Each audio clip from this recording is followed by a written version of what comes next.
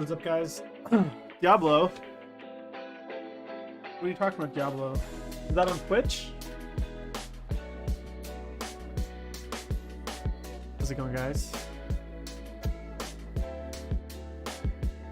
Let me see. What's Twitch doing? Being annoying.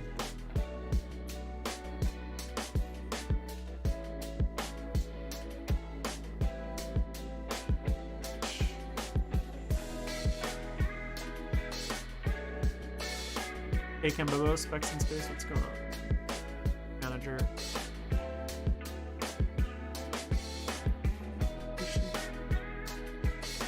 Oh, that's why.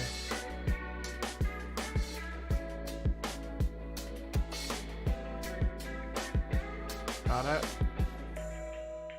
Alright, should that be fixed? Caleb, what's going on? Cambobo? I'm definitely not streaming Diablo 2, so that's interesting. I haven't played Diablo 2 in forever, but thanks for pointing that out. It's weird because I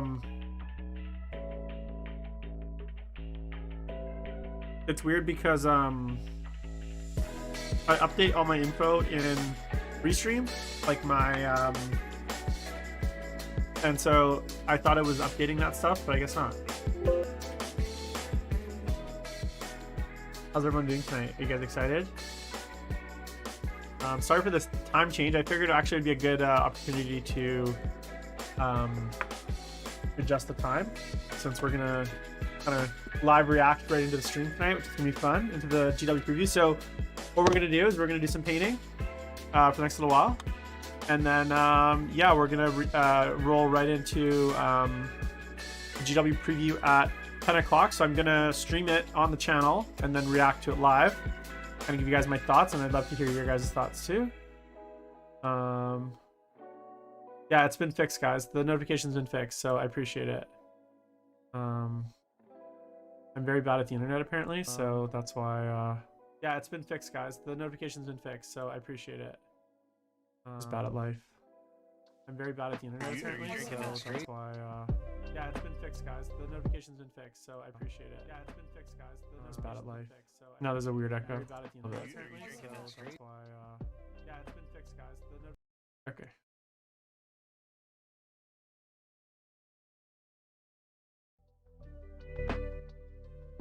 All right, I think we're working. Usual tech problems on my stream, so no surprise there, guys. So fairly straightforward. Caleb, what are you, Caleb? Oh, you're here. Well, welcome. All right, so what are we painting tonight? Killicans. So right now I am working on the last piece of a orc commission. These are the last 6 models. Everything else is done. Basically 6 Killicans. They seem like they're not very done, but these are very quick to paint up once I kind of get the next steps done. So I got 6 of them. They're all armed with rocket launchers and close combat weapons, which are here. I kept them separate just because I find it a little bit easier to paint them separate, personally, than to attach everything. So I'm gonna be working on those. Let me know in chat what you guys are working on. I'm always interested to know. And then yeah, we're gonna go till we're gonna go long today. So we're basically gonna stream till I think 10 o'clock is when the preview starts. I'm pretty sure they're streaming it on Twitch, so I'm gonna stream it within a stream, so it'll be like Inception style streaming. Yeah, I'm gonna go through it all. I will tell you right now, I love the new avatar model. I think it's absolutely amazing. There's a few things I don't like about it. I don't love the fire. I think it's a little bit, I never like that kind of stuff, that like weird, like I never like things like smoke or fire or like weird, like generally I feel like it's not done, it's never done well. It doesn't look good. I don't mind things like when it's like a caster with like an energy ball or something like that. Sometimes I don't mind that stuff, but I often find that when they're doing like things like fire effects, they just never look good. They just never look great, right? So I'm not a huge fan. I'm not sure Specs. So Specs is asking if I prefer the unhelmeted or the regular helmet. To be honest, in my heart of hearts, I think I'm gonna go with the unhelmeted head because I want it to be a bit different, and I don't like the plume on the helmeted head. So I might figure out, like, I'm gonna cut. I think I'll probably cut the plume off the helmeted head and see how I like it. I'm definitely gonna go with the sword because it's classic. I don't really like the axe. I'm curious if there's gonna be a spear though. That's gonna be really interesting if there's a spear in the kit. So we'll see what happens there. And then yeah, I mean, it's gonna be cool. The Bellicore Sword, I didn't mind the Bellicore Sword because it's like, so okay, so the way I would say it is like with the Bellicore Sword, because it's like the blade is flat and the fire is kind of aligned with the blade, it looks okay. And it's like demon fire, but like, I don't know if that makes sense, but like the dimensionality of like these effects sometimes fall flat in the plastic models. So I don't love it. I do like the ones on the Bellicore Sword though, to be honest. Yeah, so it's good. Also tonight I'm opening my my long awaited bottle of whiskey. This is my favorite whiskey, guys. Not the best. This isn't the best year because there's like a 15 year and then there's like a special reserve, which I think is like it's like maybe 18 years, and then there's one other year that's like less than this. I think there's a 10 year. So this bottle is around like $90 Canadian. The one that I usually get is it's like 150. It's like almost double the price. So if I'm just like sipping on it, I'll just like get this because I can drink half a bottle of this in a night, like just easy. And we're gonna drink some tonight. This was actually the whiskey that like got me into whiskey because like the idea of like drinking whiskey straight, growing up as a rabid like young adult, what is your impression of whiskey, right? You go to the bar, you do like shots of Jameson, you do shots of like Maker's Mark, you're doing like well whiskey. And so like if that's your first impression of drinking whiskey, it's disgusting. You're like, this is gross. Like, why you're drinking picklebacks, right? You know, it's like, it's gross, right? It's bad. So for the longest time I was like, oh, whiskey's gross, I hate whiskey. But then a friend introduced me to the Redbreast and I was like, oh, like it's actually nice. It's like, you know, it's not too sharp. It's a little sweet. It's not actually sweet, but it kind of tastes sweet almost is the best way to describe it. Because it's got like a bit of a hint of like, it's not too peaty or smoky. I don't like super peaty, smoky whiskeys. It's like a great starter whiskey if you ask me. And it's like obviously again, this is not a whiskey you mix, right? Like don't take this and make you don't take this and mix it with like a Coke or something like that's or like something like that. That would be sacrilegious. So here's the thing, guys. I'm not a big whiskey drinker still. Like it's a new thing for me, and like I know what I've started to like try more whiskeys. Like every once in a while I'll buy like a different type of whiskey. I'm not the kind of guy though that like you guys are asking me questions like, do I like Scotch? Do I prefer Irish over Scotch? I know what I like. I don't necessarily know, like I know I don't like super peaty. I'm gonna drink it with 1 cube. I have a little whiskey. I usually drink it with 1 cube, just because I like a little bit of it, a little bit watered down, and I like it a little bit chilled. So this melts it quite quick, quite slow, I guess. Am I allowed to drink on stream? That's not against TOS, is it? Yeah. Look, I used to like vodka, and I like a vodka something, but I drank way too much vodka in my youth, and like it makes me it's too much. It's too much. Anyways, cheers, guys. Thank you. Cheers. Boom. All right. This is like, it's almost like drinking like, I don't know. It's it like warms you up, but it's like, it's kind of sweet. I don't know. It's good. It's good. All right. So that's what's been going on. That is actually the question, Kimbo. We're gonna find out tonight. So I had this. Okay, so time for some real talk, guys. Like very candid gym talk. I don't even know if I want to share this, but I've always like I've been a pretty heavy like partier and like drinker for like a long time. I worked in hospitality. I come from a background hospitality, restaurants, and for those of you guys have never worked in restaurants, notorious for substance abuse and alcoholism, and I've struggled a lot with not struggled in the sense where I was like I have a problem, but like I like when I go hard and I like to have my drinks, I like to party, I like to have my fun. A lot of people that are close to me know that, you know, and I still manage to do other things as well.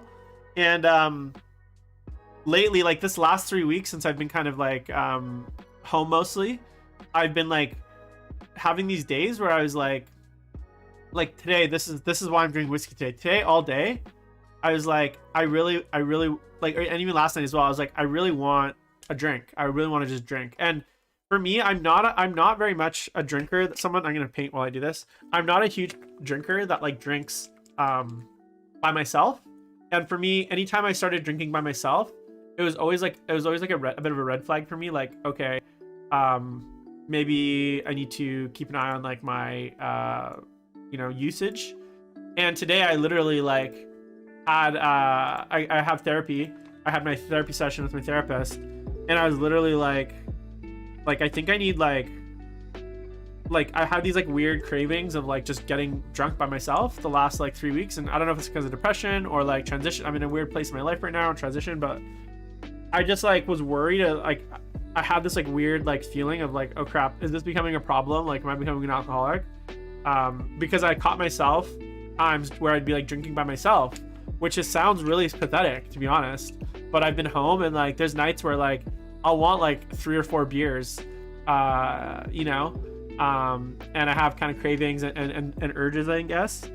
I don't even know if it's boredom. Honestly, sometimes when I stream, I like to have a few drinks because I get like I'm like a weird personality type. Like people would describe me as introverted and extroverted. I'm like both, and like in social situations I can be quite extroverted. In my job I can be quite extroverted, but I'm very much an introvert.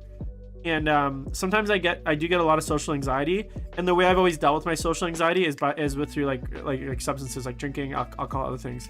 And so like even sometimes when I stream, for me streaming is a social activity, right? Like I'm hanging out with you guys, I'm chatting, it's an audience. It's not I don't feel alone. I feel like I'm with a group of people. And so sometimes I do get social anxiety just from streaming, right? Like right now even like, and having a drink and taking off that edge is something that I've always associated with social activities because I've been doing that for so long. So for me, it seems like, yeah, I'm using a wet palette. I have a wet palette, Caleb. I'm just dry brushing right now, but my wet palette's right here. But anyways, my point is like, sometimes I use my alcoholism and substances to like deal with my social anxiety, and my social anxiety is tied to my the socialness. So even when I stream, sometimes I kind of have this feeling of like wanting to like get kind of drunk or like whatever because I get that anxiety.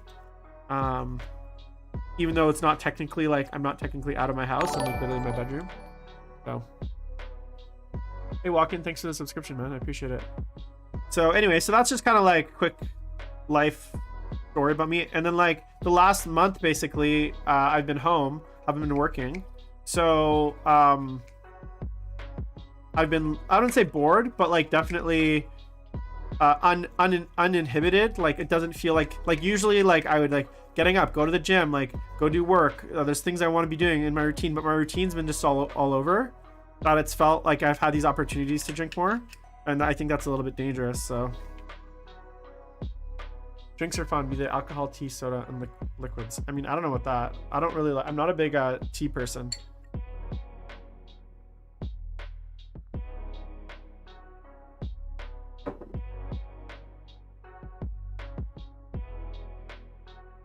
Yeah, let me know, throw me some suggestions for bourbon, whiskey. As I said, I don't like super peaty stuff, and I don't like super, like, I don't know how to even, like, with wine, I know kind of like the different flavor descriptions, like if it's dry, if it's got legs, if it's got like, you know, different tannins. Like with whiskey, like besides like something being peaty and smoky, I don't really know how to describe the different like flavor profiles. So I should definitely do a bit more research on oh, I've had Buffalo Trace.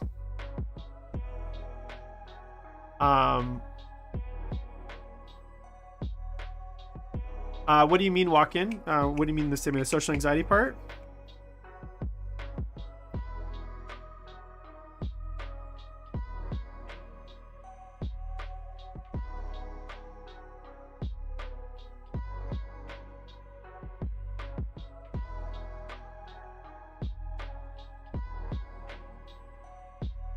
Yeah. Yeah, for sure. Pendleton. I don't know what Pendleton is. I'm going to come back to the comments. I'm going to read them all.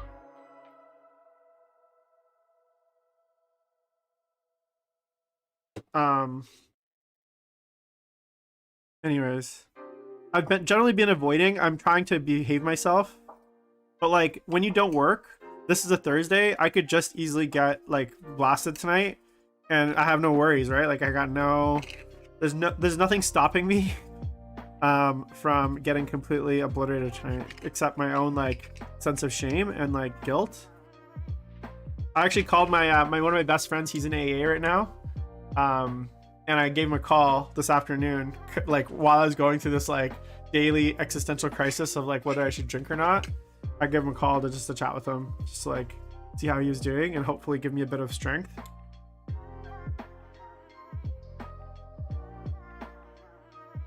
So, but anyways, that's enough about my my mental health or lack thereof. I wonder how are you guys doing? Are you guys excited for the preview? Any predictions? Give them to me now. Love to hear what you guys think. Obviously, I think we're gonna get quite a bit of Eldar. I'm hoping my one like I guess maybe unrealistic hope is that we get a bit of old world stuff in the preview tonight. That'd be really cool. I don't know if we'll get it, but Warhammer Old World would be cool. Just even just like a snippet of a model or something. I from what I understand, Chaos Knights are coming out after Eldar, based on like the teasers. Chaos Knights or Chaos Space Marines fairly quick, so I'm hoping we get a little bit of that as well. Obviously Tau's already out, so I swear to God, if Games Workshop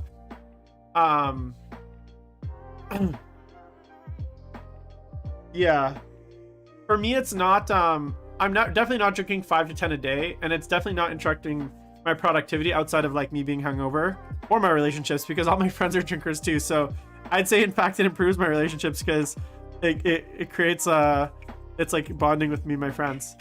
But the shame, that's the thing, right? Like I don't know if I should feel ashamed, right? Like I'm an adult, I can drink alone by myself, and aren't all the crew plastic already? Horse Heresy plastic, box set plastic, Contemptors, Leviathan.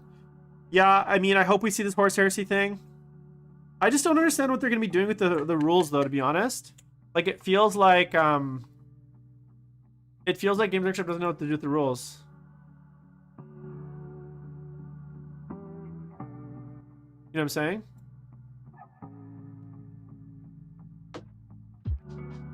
I kind of feel like they should just go bite the bullet and make it like 9th edition or 8th edition.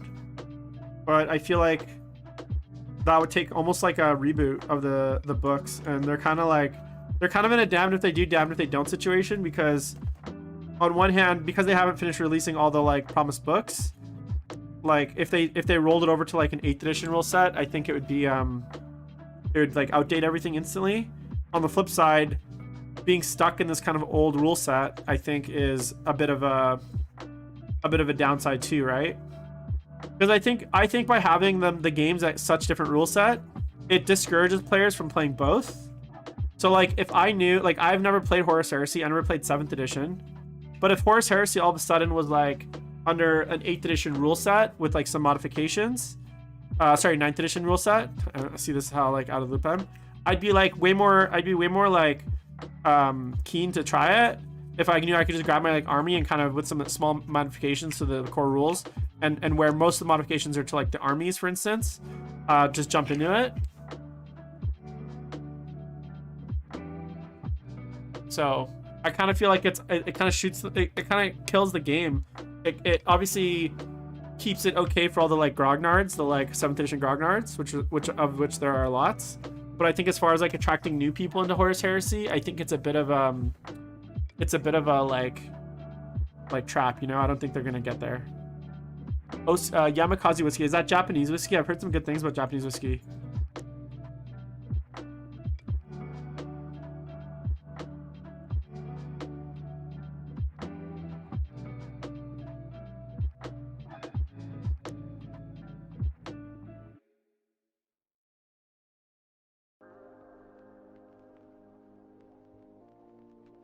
So I don't know what your guys' thoughts are on the Horus Heresy stuff, but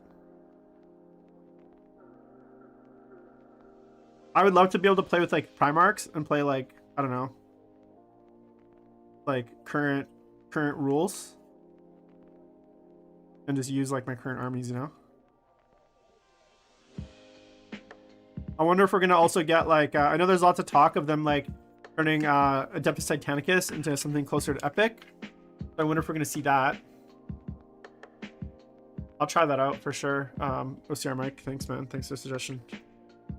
I like the Japanese, right? I'm a weeb, so obviously I gotta start drinking Japanese whiskey.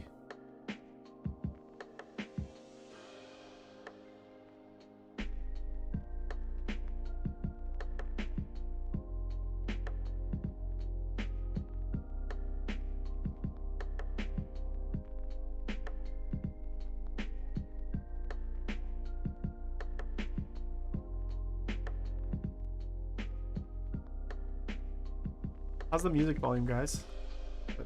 Okay, not too loud, not too quiet. It's supposed to be just lo-fi chill tonight.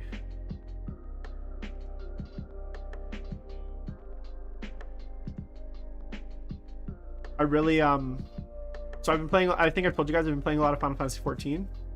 And the music in that game is like so good. Like I've never played an MMO. Well, yeah, I haven't played an MMO with music that good. And honestly, I haven't played a lot of single player games with music that good. The music in Final Fantasy 14, like, it's so like, the game is like actually like, you gotta remember, it's still a Final Fantasy game. And I don't know about you guys, but I've always loved Final Fantasy games, like Final Fantasy 10. I remember for playing that for PlayStation 2. And it was like, you know, I was young when Final Fantasy 10 came out, probably like 12, 15 years ago at least. Maybe more, maybe longer. And I remember like it was one of those games that just like left such an impression on me because the story was like so crazy. It was like so emotional and you get so attached to the characters.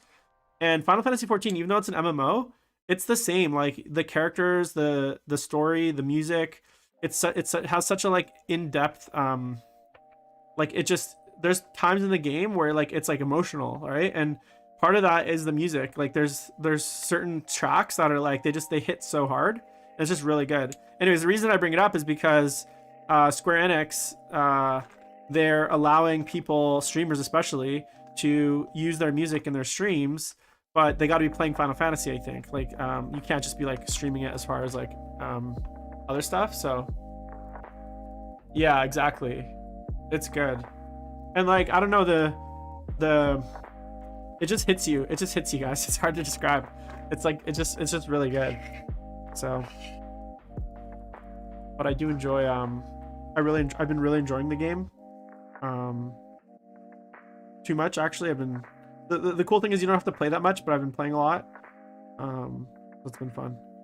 I'm gonna start though. So I have 2 gaming goals before Elden Ring comes out. I don't know if you guys are big into like From Software games, but I'm super excited for Elden Ring. So I have two goals before Elden Ring comes out, which I think are doable. The goal number 1 is I need to finally beat Sekiro. So I've been stuck on I don't know if you guys have played Sekiro. It's like a From Software game. I've played all the Dark Souls games. I loved Sekiro more just because of like there's there's a little bit more action combat-y, and I just love the setting, and I love like some of the mechanics, especially things like the grappling hook and stuff. Like it was a lot like it felt a little bit faster paced. But my two goals before Elden Ring comes out, which I'm gonna play the fuck out of, is I need to beat Sekiro. Like I'm stuck. I've been on Sword Saint Ishin, which is the final boss. Basically what happened was like when I got to that point, I spent about like a day on him and gave up, and then I like never really went back to it because I kind of was like, you know what, I've beat all the other bosses, including all the other optional bosses, super hard bosses, and I was just getting really frustrated, and I was like, I had other games to play, so I never actually beat Sword Saint Ishin, which is like the final boss of the game. And now with Elden Ring coming out, I kind of feel like I have like unfinished business, and I feel like I don't want to start Elden Ring until I've like checked off Sekiro off my like 100% complete thing. So in the next few weeks, I'm gonna be trying to stream my trying to beat Sekiro, or sorry, Sword Saint Ishin, which is the final boss, and then Final Fantasy VII Remake. So I bought a PlayStation 5 like just at the start of December, specifically because I've been waiting for so long for Final Fantasy VII to come out on PC, and like I kept checking and there was like rumors, but like there's nothing ever confirmed. So finally I broke down. Plus I also want to play Bloodborne, which is another From Software game that's PlayStation exclusive. So I finally broke down like literally like a week in December, and I managed to get my hands on PlayStation 5.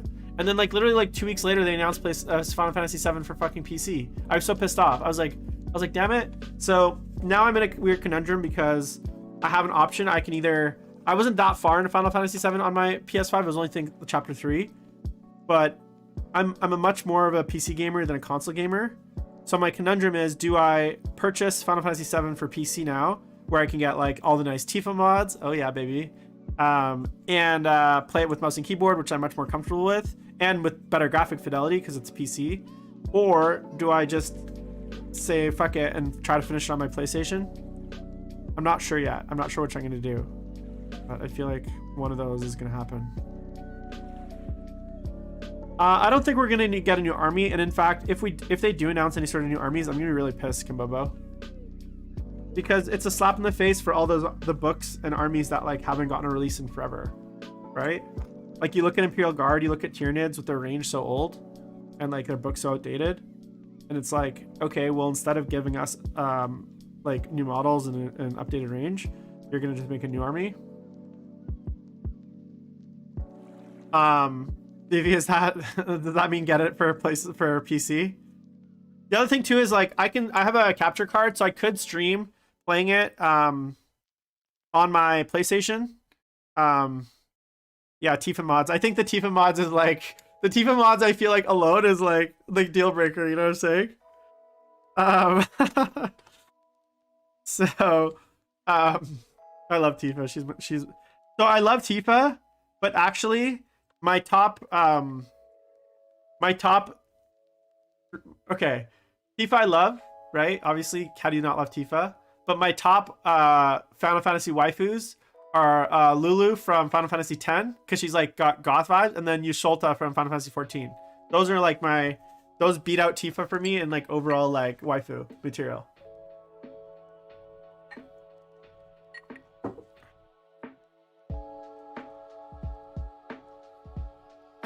Tyranids, yeah.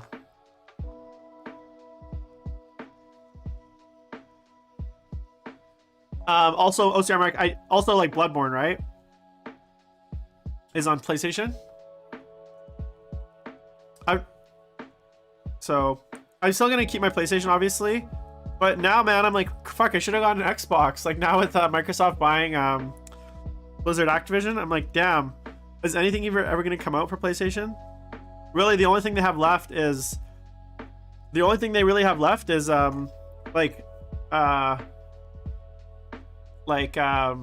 Square Enix, right? Like I think a lot of I first of all, let me be straight. I hate console exclusivity. I think it's the dumbest thing ever. I think any next gen game like should be both cross-platform. Sorry, should be multi-platform and cross-platform. So I think you should be able to play like any game with like your mates on different systems. Like we're in that We're in that age now where like consoles are the closest to PCs they've ever. They're basically PCs minus like, you know, they're using PC hardware almost off the shelf.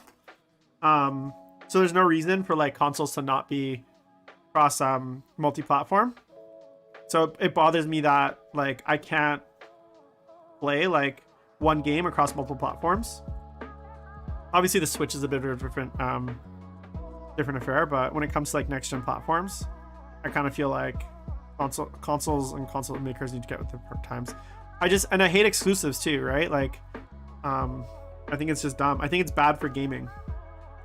Let people pick the console they want and play on the console they want, and like make the deal sweeter with other things. Oh, that's my thoughts on it. All right, more.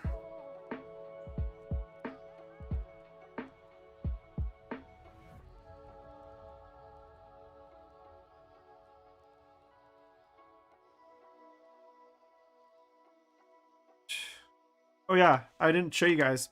I finished my second warlock for the Eldar. So now I have my three guys. So 1, 2, 3. For the Eldar.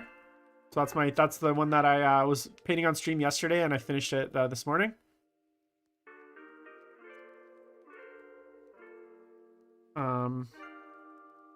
And then I have obviously these two guys, which I did on stream as well. I'd love a World Leaders preview. The rumor is they're not in the Chaos Space Marine Codex. So now, and then today I also primed my Metal Eldrad. This will be the next one I paint. I literally only have 2 more Eldar models to paint. I have a lot of sealed box sets right now. Like I have probably like $200-300 in sealed box sets. And I also have like $500 in FLG credit from Las Vegas team tournament, because my team actually won. They won 3rd best hobbyist, I think, my team.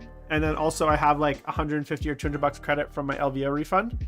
So I'm gonna use that for Eldar stuff, and then trade in another $200-300 of like box sets that I have that are unopened chaos stuff. Like I have 2 boxes of Scarab Cults, 2 boxes of Zangorg dudes. I think I have one more box of something else.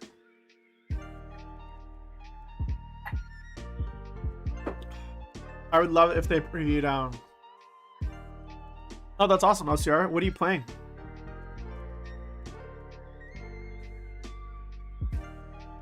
All right, now what? We're gonna start doing some base coating on these guys.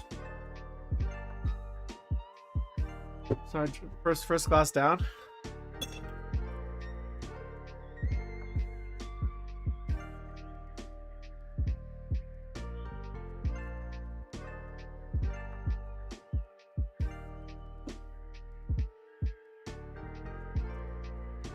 All right, let's see here. Those are, someone asked me about my wet palette. There's my wet palette right there. Got a 40 hours, 40K is a charity I worked on. FLGN. This is from Green Stuff World, and then Las Vegas team tournament sticker as well. Oh, it's empty.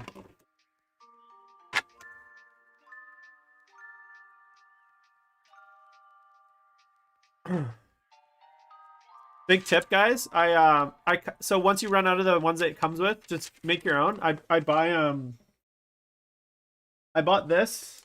This is 200 sheets of parchment paper from Amazon for like, I don't know, this was like $20, and like I cut each of these squares into smaller squares to fit the wet palette. And so this is like, and I actually like this better than the stuff it comes with, because basically it's like more porous, if that makes sense, and it doesn't pill. Some of the stuff that it comes with, it's a bit more papery. But yeah, buy a box like that.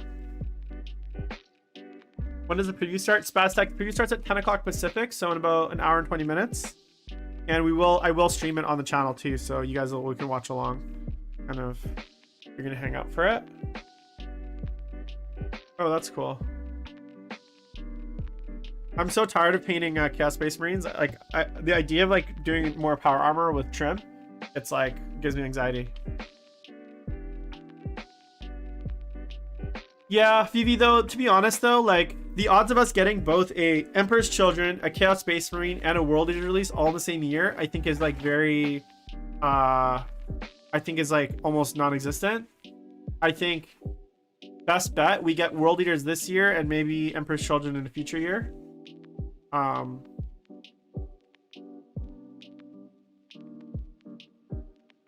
The other thing I like about this, I know this seems silly, guys, but I cut the pieces smaller than my palette because I don't necessarily use the whole palette in a session, and generally I will like throw this out at the start of every session because I don't know about you guys, like I know a lot of people use wet palettes, but the way I use it is like I mix paints on it, I use it for a session. Sometimes like in a 2 or 3 hour session the paint will still be wet, so I still can use the paint, but I very rarely like put the lid on, come back, and then like use the same paints the next day, because what I find is the paints actually absorb water from the they start to absorb water from the sponge, and they get like overhydrated, so you end up with like very wet paint that sits on here, and that could be partially because I put too much water in it, but I like a lot of water because it keeps the paints nice and wet.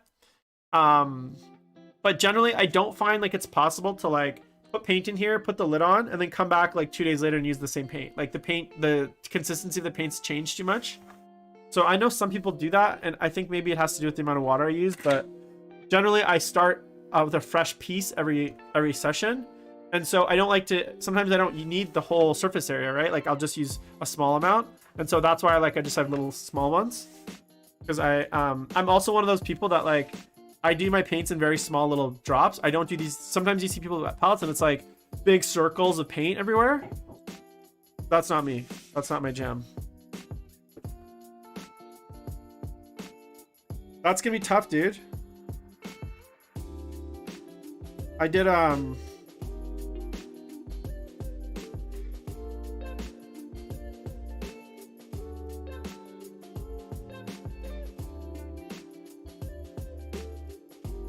when I was like 16 or no 18, I had a Beastman army, and it was my first real attempt at like large scale non-metallic metal, and I did the entire Beastman army in non-metallic metal, and it was like so much work, so not recommended.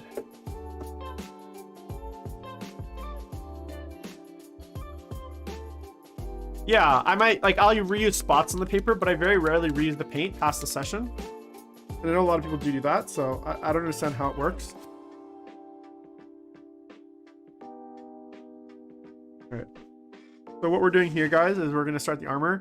So this is a Pro Acryl Transparent Black. And I basically painted these steel, or dry brush these acrylic and steel. And then I'm going to go over the spots of the armor that's going to be black with a slightly thinned down version of this transparent. And what that's going to do is it'll turn it black, because the transparent black from Pro Acryl is quite opaque. But because it's slightly transparent, you'll see a bit of it'll give the black like a bit of a metal sheen, I guess is the best way to describe it. Which makes it really really nice for like doing like metallic armor. So I'll kind of show you what that's gonna look like. Let's see here.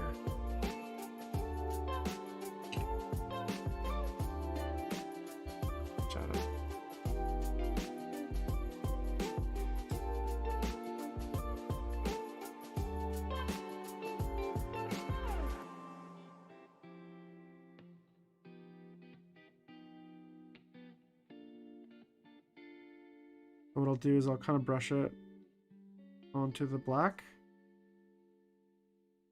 And what I'll do is I'll leave anywhere where like I want it to stay silver.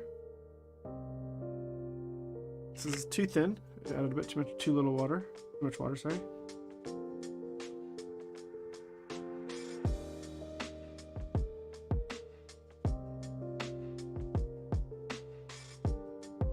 So it'll kind of paint it black, but leave things like the bolts. This is supposed to be Goths, I think. I don't know what clan it is. It's just basically the box art. Well, and then I'm just selective about what I pick, because obviously I could paint everything in black, but I want to leave the silver. You do things like the legs.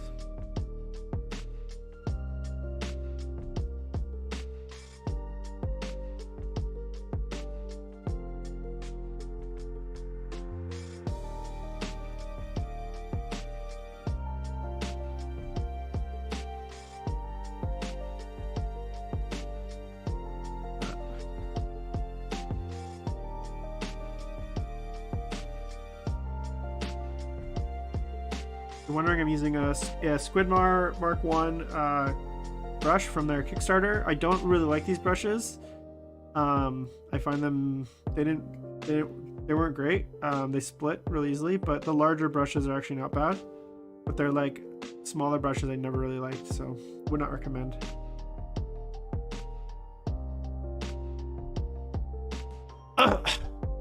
No, dude. There's one of my favorite rites of passage OCR mic is eating super glue off the tips of my fingers like this, like ripping off pieces of super glue. It's like one of my favorite like weird habits after a long gluing session. Like it's like almost like picking a scab. It's very satisfying.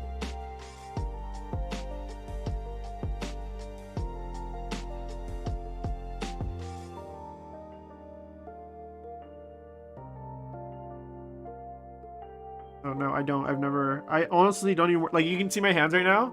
This is from priming and airbrushing. I don't even wear gloves when I airbrush and prime, so which I probably should, but I don't know. I just find the gloves make my hands sweaty, and I don't like that.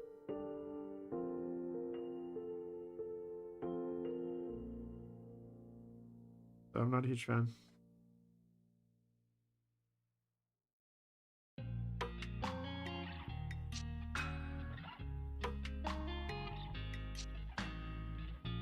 Yeah.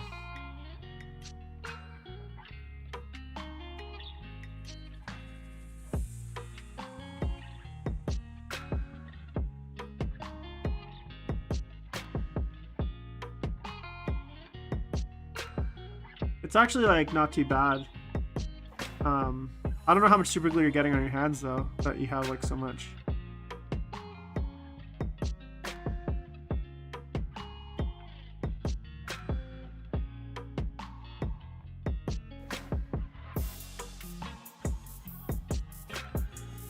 What do you mean retro theme?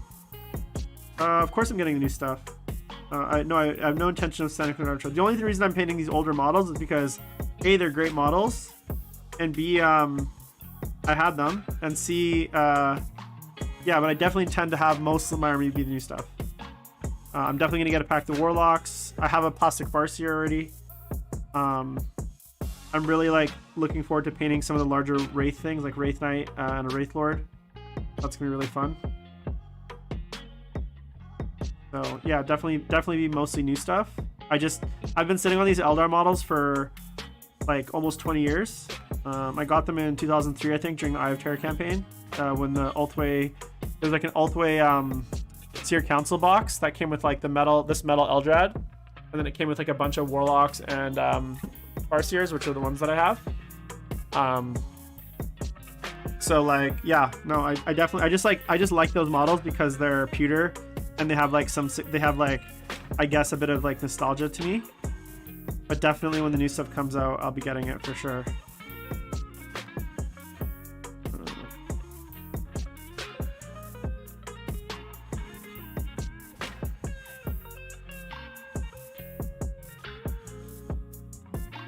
I'm excited for the new scouts. Excited for the new shining spears and jet bikes.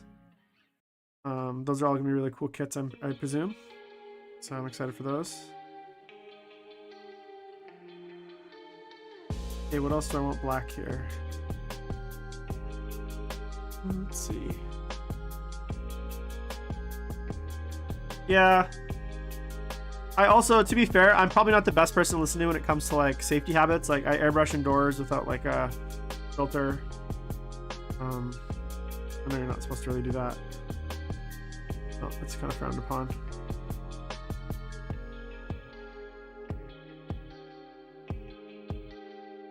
I'll wear a mask, but like I don't have like an exhaust or anything. And I have a fairly small apartment, so I'm definitely not your like 40k safety guy if that's what you're looking for. I'm gonna be like a good safety person. I figure I'll probably get cancer at some point.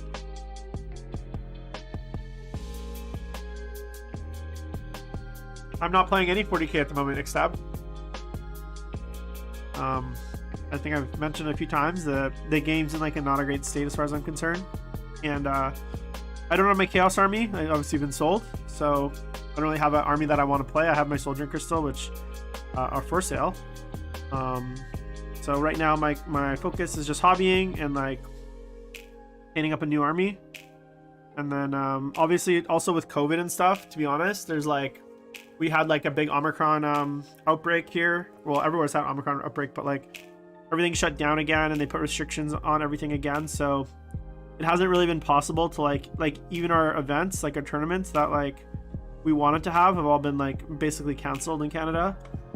So it's not traveling's a big pain in the ass right now because you still need testing and all this stuff. So it's just really hard to like play in tournaments, which means like I haven't really been too fussed about it. And rather than getting all like worked up and like upset about not playing in tournaments, hey Rifcan, thanks for the follow, man, appreciate it.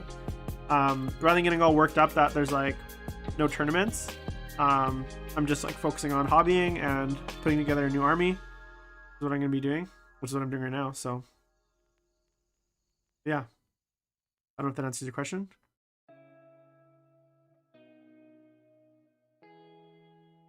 Eventually I'll get back to it. I mean, especially if the game improves. And if the game doesn't improve, you know what? I'm gonna continue painting and continue enjoying the hobby. Oh, dude, I prime. I live in an apartment building, first like second floor, and I literally prime out my window. So I have big windows, so I push them up, and I have my box, and I literally like lean out my window and I prime because I don't have to go downstairs to the street level. So I literally prime outside my window in a box, and then sometimes if it's windy, like it like blows primer and varnish back into my face and back in my apartment. It'd be quite annoying sometimes.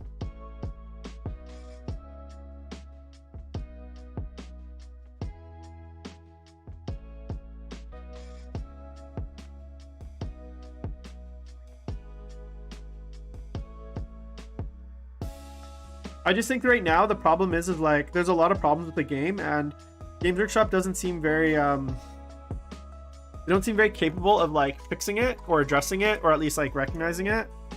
I don't know if it's gonna get fixed before like all the books are out or what, but I just think there needs to be some like changes with the way that they approach like rules design, rules releasing, balancing, etc.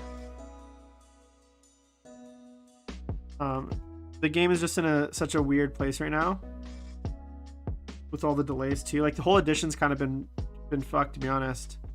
We have never had like a time where things felt like everything was like good, you know?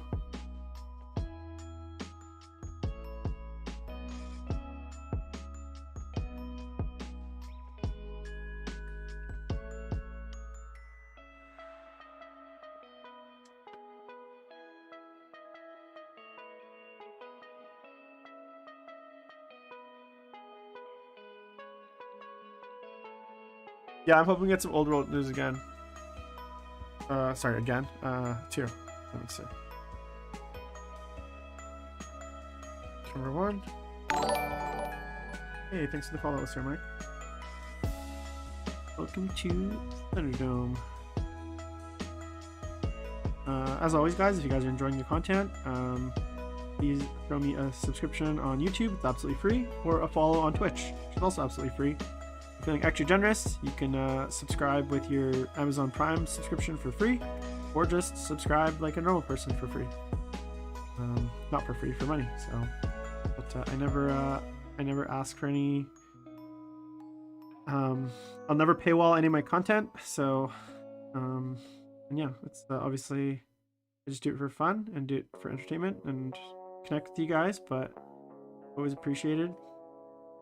Helps with the costs of the streaming costs and stuff like that. So especially now that I'm not working. So not that I'm going to be a full-time streamer, but I'm definitely I don't know when my next paycheck will be also. concerning, but I'm happy. That's what matters, right?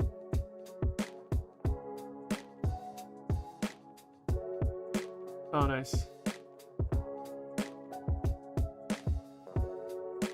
Okay, cool. Yeah, I multi-stream to both, so whichever platform you guys like. It's just I have like it's weird, like I think I should probably stream on Twitch like more exclusively, but I don't know, half my audience right now is on YouTube, so I don't want to discount anyone, and all are welcome. So wherever you guys may be from. So all right, how do I want to do this? One thing that I don't like about work models is like they're not very because they're so kind of random, it's like hard to tell like what you should paint in certain colors and what you should just kind of like leave. Not a huge fan.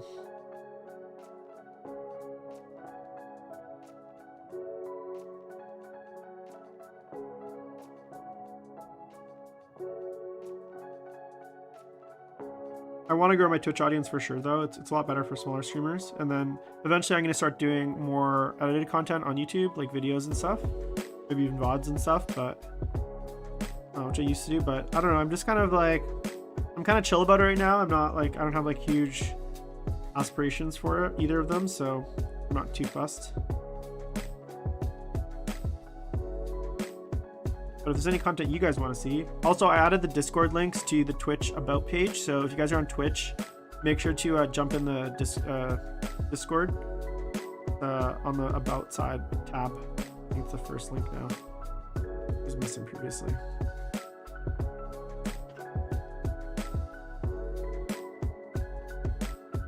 All right, let's see here.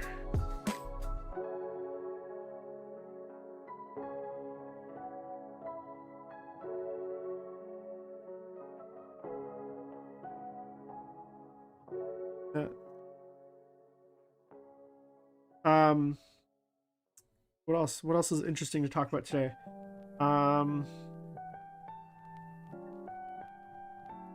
don't know, I talked a lot yesterday about so many different things. I feel like there's not a lot of new news since yesterday. I'm thinking of I want to do like a more regular Friday show called like Friday Happy Hour, where we do like drinking and painting. So that should be exciting.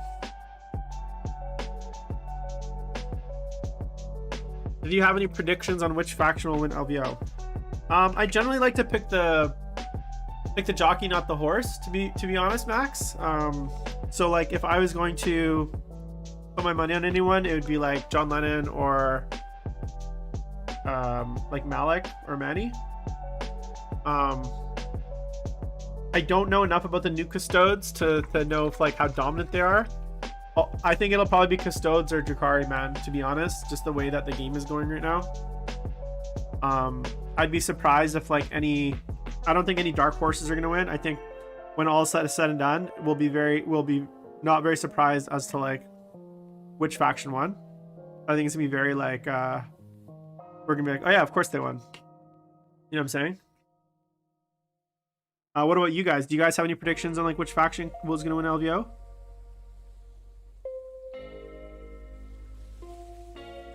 I haven't even really looked at the new Custodes rules, but I was actually considering starting Custodes instead of Eldar. But the thing is, I'm kind of tired of painting our armor, and I wanted to do something that I could kind of really push my painting, as far as like freehand, as far as like color palette and stuff like that. And Custodes are a little bit boring in that sense, but they were very close second as far as like what army I would play. The other thing too is like with Eldar, it's getting a new range, and this gives me a bit of time. Like the codex isn't out yet, so what that means is like I can kind of get a head start on like what's out there already. Like I'm gonna pick up like a Wave Serpent soon. I might pick up like a plane or something. Obviously paint up the characters that I have and can get, like the new Autark. I'll try to get my hands on one from the new box set. Obviously, the Howling Banshees are new sculpts, so that might be like the first unit I paint. I'm not gonna buy any of the older kits. Like obviously, New Guardians definitely gonna have those, that kind of stuff. But yeah, I just feel like it gives me a bit more breathing room on like getting everything done. I'd like to be able to play the army like this year, but I really want to paint it to like a high standard. I wanted to paint it to like the standard of like, Sigler's not going. He made a choice because of COVID and stuff, so is I think a good choice. If I had concerns about catching COVID, I would not go. I had COVID. I think I mentioned to you guys I had COVID last year, sorry, not last year, like in October of 2020, and then I caught it right after New Year's this year. And even though the first time I caught it, it was quite mild. When I caught it in the start of January, even though I was double vaxxed, it hit me like super hard. I was like really sick, not like deathly ill, but just like I just felt like really bad flu. Hey, real lies, real eyes. Thanks for follow, man. Hey, Jazz, how's it going? Thanks everyone that is tuning in. We're gonna be hanging out and painting till for another hour here, and then we're gonna go straight into the GW preview, which we're gonna double stream. So make sure to stick around for that. We'll do our live reaction to that. Plus, we can make lots of fun of it. Can't wait to make fun of all the stuff. I'm actually like, I've been heavily considering playing AOS. I almost thought about playing AOS, starting to paint up AOS stuff, because I'm in such a hobby. Like, I was in a really bad hobby funk, I think through December and November of last year. Yeah, that's sorry to hear, Pug.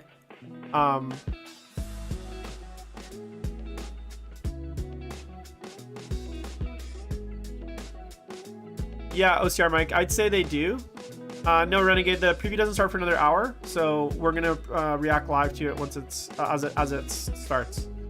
OCR, what I would say, you're exactly right. Like, there is obviously always a degree of luck in the game, but the thing is, like I don't know if you know my history, but I was second in the ITC in 2019 and played at a very high level for about a year and a half. I just don't have the time, and with COVID I haven't really had the opportunity to play because I'm in Canada.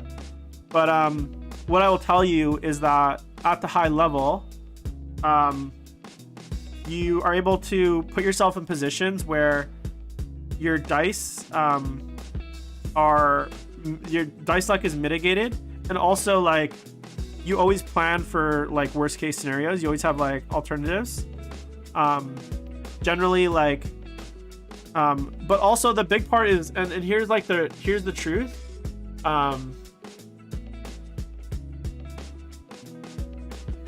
McCoy mini painting, how's it going, man?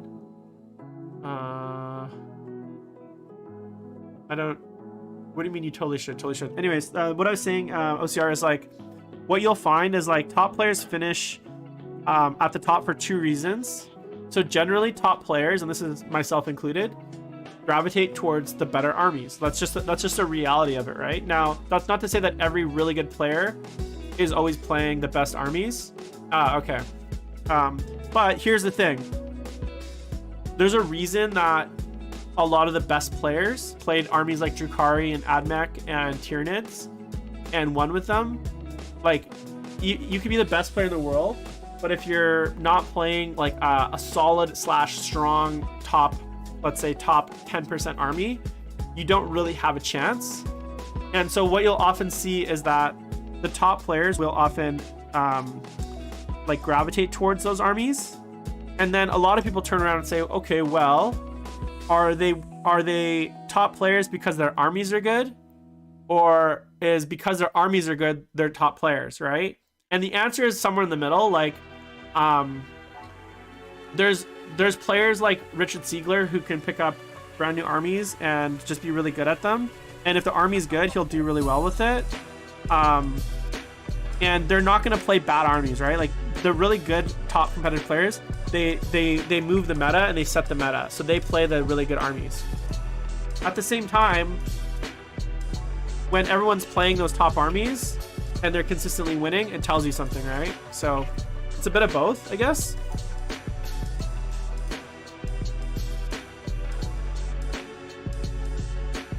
Well, Spatsec, you gotta understand the guys in the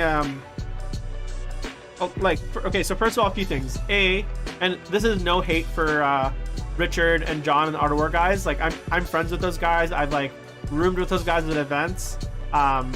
Like Nick and John and Richard, I consider friends and like close to in the community ways. Their armies are not well painted for the most part. They get commission painted armies, but I remember seeing John Lennon's army at SoCal Open in 2019, and it was like disgusting. It was like white paint with like blue, and like it was barely 3 colors, barely like it was barely up to standard. So a lot of times those guys are not like Manny Chima, his 170 rack list that he just won the GT with like last weekend. It was painted in like 2 days, right? So these are not like well painted like high level painted armies. These guys can put out armies, but they're painted to the level like a fairly low level, like bare minimum, and that's okay, because, and I don't begrudge that, but just understand that, like, don't understand, like I'm spending 10-12 hours per model, and I want to have not just a beautiful army, but I want to win as well. So for someone like me, David, he's got a painter that like literally like that's all he does is paint armies for him, and like super fast. But like for me, I don't adjust, even though like I'm competitive and I try to play at a very high level, because of the fact that I have very high painting standards. What that means is like I don't adjust to the meta, and like I can't do what they do. I can't turn around and like paint an army in 2 days. For me, every model that I put on the table, every unit has to be to the level that I'm proud of, and I paint all my models, right? So it's like so I will never be able to chase the meta in that way, right? Where I can have a new army out in a month. Like it'll take me, this Eldar army, it's going to take me 6 to 8 months to paint it, and by the time it's painted, chapter approved could be out, some other like balance book coming out, supplements could be out, and all of a sudden the army that I was painting is obsolete. To give you actually a really funny story on that, my Soul Drinkers, so my Soul Drinkers, when I initially started the army, it was right around the time that the Centurion spam lists were really strong. So like 18 to 20 assault Centurions, all Raven Guard, where you like forward strike them, and then like this was for LVO 2020, so like last year's 2 years ago LVO. That's when I was like painting them for, right? And I started them in October, the army, and I knew if I painted every day like really hard, I could just have them ready for LVO. And basically what happened was I didn't finish painting this army, this list. I wrote a 2,000 point list, and I kept changing small things, but for the most part I almost had the 2,000 points painted. And guess what happened? In December of that year, Chapter Approved came out and nerfed the entire army. So I'd spent like 2-3 months painting this army for LVO, and it got nerfed. Like they nerfed Centurions. I think their points went up or something happened. I can't remember exactly. And so I had to rewrite my list. And then that's why I ended up playing Chaos that year, because I just realized I couldn't get the army painted in time to my standard and practice. I just didn't have the time. So then I started painting my army for Adepticon, but that army was completely different. So it was still Soul Drinkers, still Space Marines, but instead of painting Centurions, I was doing a heavy Intercessor spam, because this was the days of the 5++ Involved plus the Feel No Pain on the Librarian, kind of like the Broviathan list, right? Similar. So I painted 60 Intercessors for that list for Adepticon in 2020. And just before Adepticon, Adepticon got canceled because of COVID, and then the army got nerfed. And then basically, so I have this army, the Soul Drinkers army. It's like 24 Centurions, 60 Intercessors, and then a bunch of Dreadnoughts and characters. And like, I never got to really play that army in a tournament ever. It's never been played in a tournament. I played 1 or 2 practice games with it, but other than that, it's this beautifully painted Soul Drinkers army, and it's never actually seen gameplay. It's like brand new, because by the time I got it painted to the level that I wanted, the army was already nerfed, and the meta had moved on. And so it kind of taught me a lesson that paint and play what you want, and you know, unless you're thinking you're going to compete at the size level, you just gotta kind of go with it. My Chaos Army was good in the meta. The thing is though, like 40k at that time was in a historically stable time. Yeah, that's Richard and like John. They took they named the list. So Brohammer is their club. I'm a member of Brohammer, like in their chats and stuff. And so they called the list the Breviathan list because it had a Leviathan Dreadnought, and Brohammer team made it, so they called it the Breviathan list. And yeah, like 3 or 4 of them took it, and like it was absolutely bonkers broken, and then it was nerfed right away. But like I would never do that, right? Like I could never play an army like that. So anyways, my like philosophy with my kind of approach now is I'm just gonna play what I like and paint what I like, and I'm not gonna be the meta chaser. And if that means that like I'm gonna be like the top of the meta, that's fine. But you know, your time will come, right? I played Chaos for long before they were good, and the Plague Bear list that kind of was my claim to fame. Like that list had a very long season with it, and the thing is, eventually it got nerfed, right? Like think about it. I played that list for almost the entire first half of the ITC season, so I played that list to the top of the ITC, but by right around Nova, which is I think in July or in August, the new Space Marine book codex had come out, and they had things like full rerolls to hit. They had things like assault. They had things like what are those things called? Doctrines.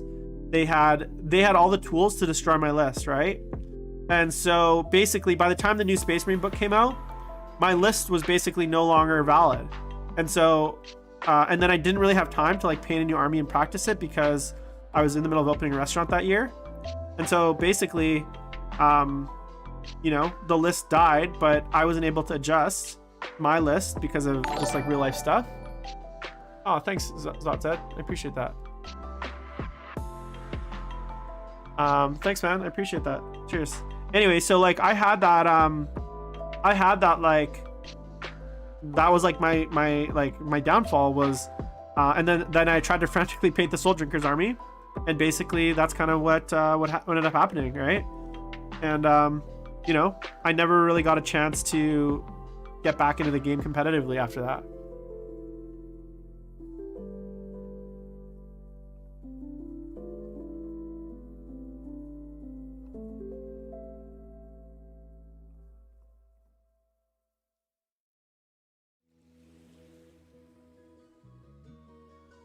Oh, Xtab, I know Eldar is going to be OP. Is there any edition that Eldar have not been OP once they've gotten their book? Like, it's not even a question. It's a like if that's prophetic, you know what I'm saying? I've already, like, the rules I've seen, they already look really good. Like the Avatar looks really, really strong. I bet you they're going to be really good. Will they be Dark Eldar good? We'll see.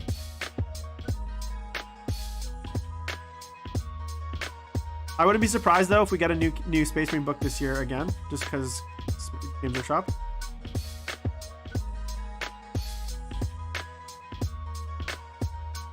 Well, Zot said I haven't right now in the game. Neither. They both suck. The Tau book is on the way. I think it's the next codex. Should be out this weekend.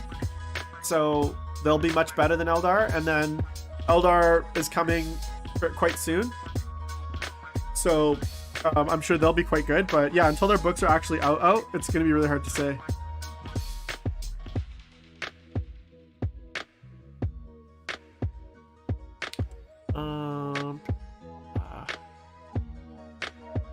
Yeah, that's, hey, realize that is there was a 6-year gap. So I used to play Warhammer Fantasy. That was like the game that started me into Games Workshop stuff. And that was the very first Games Workshop game that I played, was Warhammer Fantasy. And they just killed the game. And I think in like 2000, I don't know when it was, like 2015 or 16, they basically imploded the game. Maybe before that. And there was a time, because I wasn't playing 40k, I was kind of like disenfranchised, where I didn't play the game and I just painted. And then even then, yeah, Spastic, I'll get to that in a sec. But basically, there's been gaps in my playing career where I haven't played for like 4 or 5 years, but I've still painted. So if you're into painting, that's totally normal and that's like totally legit. What's up? A few questions. All right. Okay, so more for highlighting black, it just depends on like what you're trying to do. For me, I generally like to I don't like to highlight with gray, pure gray. I'll usually like to highlight with like, so for instance, the black that I'm doing right now, when I go to the highlight stage, I highlight it with let me see if I can find it. So I'm going to highlight it with blue black from Pro Acryl. Now this is quite light here. I will mix this with black, so it's not quite light. But I always like to add a little bit of color into my blacks. So not just going like gray. I like to add a little bit of like blue tone, or like sometimes green tone or purple tone. Or if I want more of a warmer black, I might add like a bit of red. So it's almost like, yeah, like Dark Reaper. So it's almost like up to, yeah. And again, it just depends on like the color temperature you're going for. If you want a cooler model, you might actually highlight with like a little bit of red, right? So it's almost got like a warmer black. And then if you want more of a cool, it might be gray, or I very rarely highlight with gray because it comes off. It can come off. The problem with highlighting with gray is it's very easy to make it look gray, and you want your blacks to be really black and then just to be light on like the right spots. Pug asks, what's the likelihood of going back on Pale and Tabletop? Really good, man. Those guys are my buddies. They're local, so like I can pop over there anytime. The fact that I haven't really been playing and I don't have any armies is holding me back, but I'd imagine at some point, if I reached out to them, I'm sure I could go back on, and I definitely will. Maybe once my Eldar is all done, I'll go on with them and we'll record an episode. So definitely, like, I'll definitely be back. Pack and JT and like all those guys, they're buddies of mine, so I'll definitely. Spaztec, yeah, I talked a lot about this on Spaztec's asking what I think of the Veil Touch models from Mini Wargaming. I talked about this on yesterday's stream. I had a big kind of segment on it. To be honest, as much as I like Dave from Mini Wargaming, and I know Dave, I've interacted with him quite a few times, I don't like. Not only do I not like the models, I think they're way too busy, way too crowded. Like, as someone that's painted Chaos Space Marines for many years, those models, looking at them, like a single one, gives me fucking anxiety on the amount of like trim and detail. And for me, it's like, it's just way too busy. It doesn't feel like there's any negative space, or like it's like confusing to look at because there's just so much happening there. So I don't like them. I think they're just way too much. I still wish them the best of luck with their Kickstarter. Those models are not for me. And then the second thing is, and I said this to the guys yesterday, which is, I think it's kind of like lame how like it's basically just ripped off Chaos Space Marines. Like, if you're gonna run if you want to like do that, if you want to rip off kind of Games Workshop Chaos Space Marine stuff, then do it, but just like be genuine about it. Be like, hey, look, we're coming out with an alternative line of Chaos Space Marine models. But instead, like, there's this like big cover story, and like they've made this whole IP with like the Veil Touched and all the stories and stuff. And I don't know, it kind of feels like they're trying to pretend that like it's not just like a reason to make rip-off, not rip-off, but like alternative sculpts. Instead, they're trying to like, I guess, like camouflage it like as if it's their own original thing. But really, they were like, hey, we need to come up with some like kind of cover story for this game that we're making, for these models that we're making that are just alternative sculpt Chaos Space Marines. I think it would have been much better if they're just like, hey guys, we're doing a line of alternative model Chaos Space Marines for use in your games. Like, don't be so like, oh yes, we're so original, we came up with this whole IP and story and like blah blah blah blah. Like, no one cares, because at the end of the day, it's all ripped off. All the models designs are ripped off. Like, there's Obliterators, there's things like Rhino, there's Chaos Space Marines, there's Cultists. So I just find it a bit disingenuous in that sense. Like, I think I'd be much more like inclined to support it if they were like, hey, here's our alternative Chaos Space Marine sculpts, instead of this like this kind of attempt of like, oh yeah, we made these models for this own original game, but like they all look identical to or similar to like other Chaos Space Marine stuff, you know?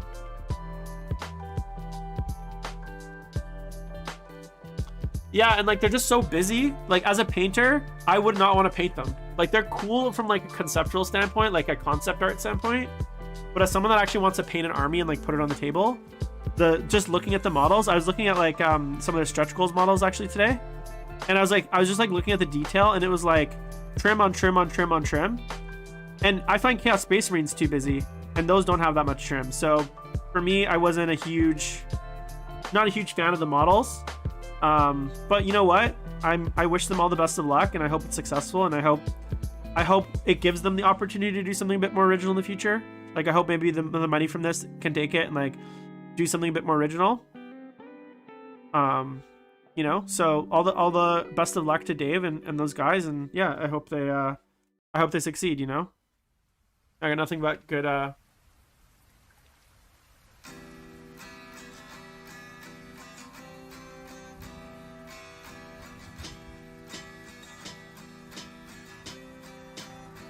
Yeah, I mean, yeah, you could dry brush them, but again, that's not my style. So for me personally, I don't look at those models and be like, oh, these are great, I'll just dry brush them. Like that thought process like doesn't exist in my head.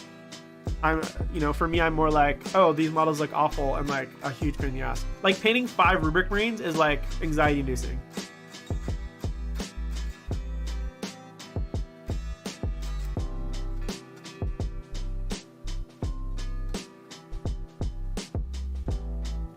I don't know. I'm pretty sure there's a game, but I don't know how like robust it is, I guess.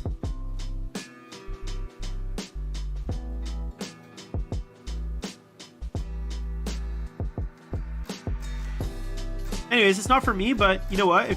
I think they've already like raised 500 grand on Kickstarter, so hey, congrats, and like cool. It's way cooler than anything I would ever do, so I got no hate. It's just it's not to my personal taste, but you know, that kind of stuff is very subjective, and you know, to each their own.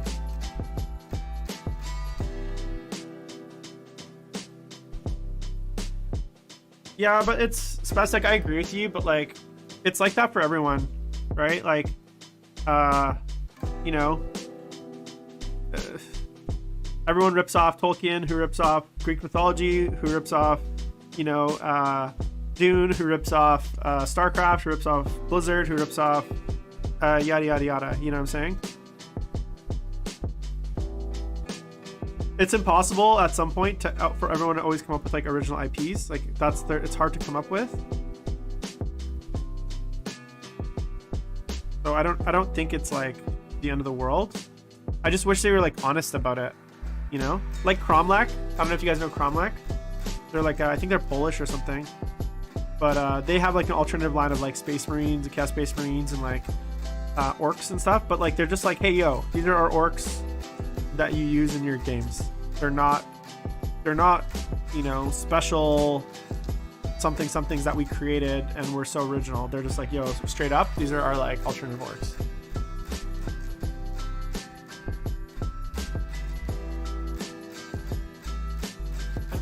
The loyalists with higher price to compensate. Yeah, I don't think so. I'm hoping like I haven't been this well. That's a lie. I was gonna say I haven't been this disappointed in Games Workshop for a long time, but I feel like in a lot of ways Games Workshop is really pushing the limits. Like with this chapter approved, like I was pretty pissed off at like the Warzone shit, those Warzone books, because of like how like bad the rules were and like how like limited it was. And obviously like the Vigilus stuff, it's all just felt very like flash in the pan stuff. Like reprints and stuff like that. Like that's always disappointed me. But I definitely haven't been this disappointed in Games Workshop with like the chapter approved for a very long time. And I kind of get a feeling, and I could be wrong here, but I kind of get this feeling that like there's a lot of people that feel the same way and are starting to get a little bit like even more disenfranchised with like the rules bloat and distribution model, and a lot of people, I'm hoping at least, are going to vote with their wallets. The problem is, though, they still make amazing miniatures, right? So I don't support their rules pipeline, but obviously their miniatures I'll always support.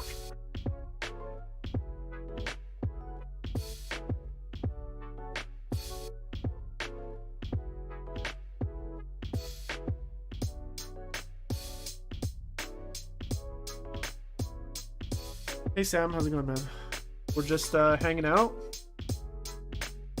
getting ready for the Games Workshop preview in about 30 minutes. We're gonna live stream it and live react. See what sites they have to show us.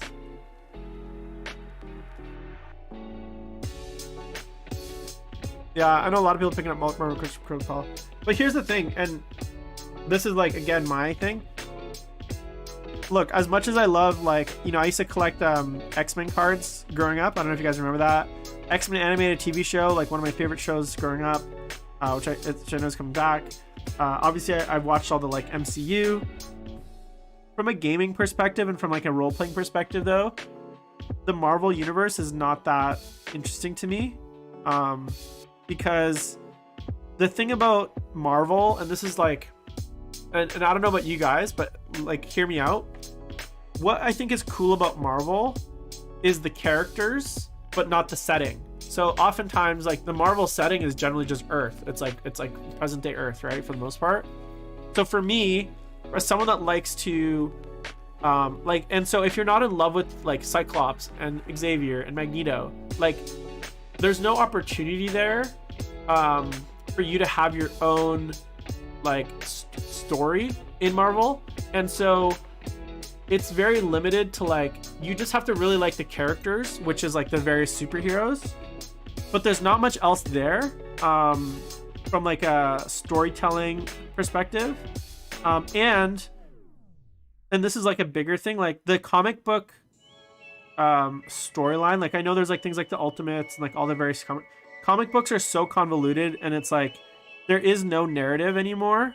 Like with 40K, at least there's like and like Age of Sigmar, or like a lot of these like board games, there's like there's like a constant singular kind of like IP and like storyline and through story for the most part. Obviously they retcon stuff here and there, but like with Marvel, there is no. Yeah, dude, I used to collect those, man. The Fleer, I think they're called Fleer, I think, or top deck. I can't remember who made them. But the thing with Marvel is like there's so many stories that are contradicting, and like there's so many different versions of tops. Yeah, so many different versions of like the various like characters. There's Ultimates, there's this alternate version, there's these timelines. It just means that the setting is just a huge mess, right? Like I couldn't, like, if I wanted to like, if I was like, hey, can you guys explain to me the general storyline of 40K? That's like a doable thing, even though it's like quite complicated and there's like Horus Heresy. Like, putting Horus Heresy aside, if I was like, could you generally give me this outline of the storyline of 40K as a whole, the IP, I could do that. If I said, hey, could you give me a general outline of the storyline of Marvel, the Marvel universe, you couldn't, because there's 17,000 different comics, each with their own timelines, storylines, series of events, alternate dimensions, and it's like there is no like unified singular story or like setting, right? It's too much like all over. And in that sense, what it does is like it removes stakes, right? How many times have they killed Magneto? How many times have they killed Wolverine? How many times have they killed whoever, right? Like, and then he comes back, and so it removes stakes. And don't get me wrong, I know 40K has sometimes guilty of that. It removes stakes because there's always another dimension, there's always another version, there's always another, like, you know, whatever of a character. But also it just means that like the storyline, which is something that I care about as someone that like reads the books, is like, it's such a mess that it's like, it's just like not interesting anymore, because basically they can do whatever they want and nothing ever has consequences and nothing really has any meaning. And so it's really just comes down to, do you just really like the characters? Do you like the idea of like superheroes and super villains? And if you like that, I think you'll like Marvel's Crest Protocol. For me, who's not as attached to like any specific characters, although I used to love Silver Surfer growing up, That was like we used to LARP when I was in elementary school, X-Men, because that was like the heyday of the X-Men animated show. And I used to always play the Silver Surfer. That was like my character, and I'd run around like this, like zapping people in the playground.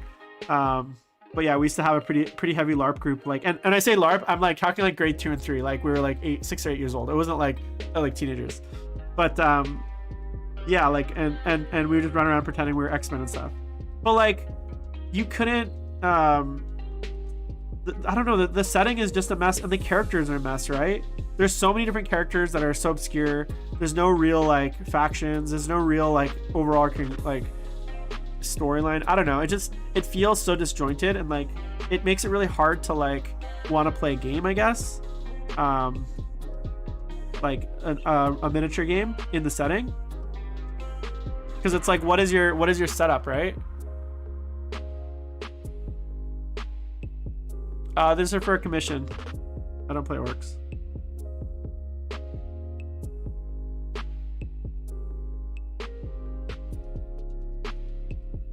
And after painting these, I'm like, I don't think I'll ever. After painting all these orcs, I'm like, I don't think I'll ever paint orcs.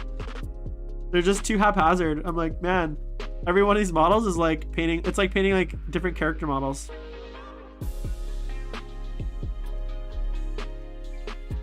Yeah. Man, I play chaos. That's enough like craziness. I don't need any more than that.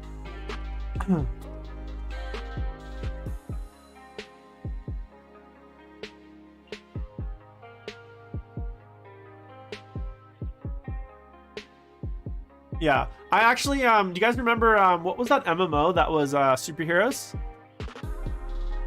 That was actually really fun. That was actually one of the more fun MMOs. It was a DC. There's a DC one. City of Heroes. Yeah, I remember playing that. That was actually quite fun. I sold my 1,000 Suns, man. I sold all my chaos. It's gone. I'm not a chaos player anymore. But I did enjoy playing them when they were still in my possession.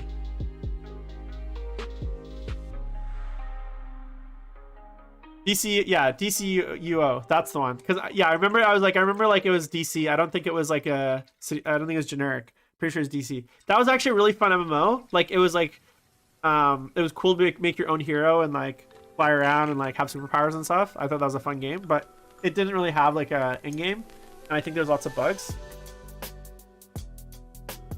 But yeah, you create your own hero.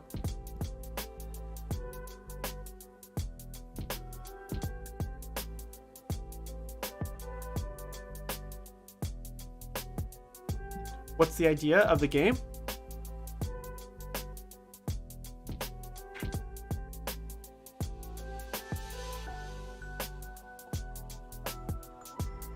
You basically just been a superhero and you were solving like mundane crimes and shit, bank robberies, and like fought other superheroes.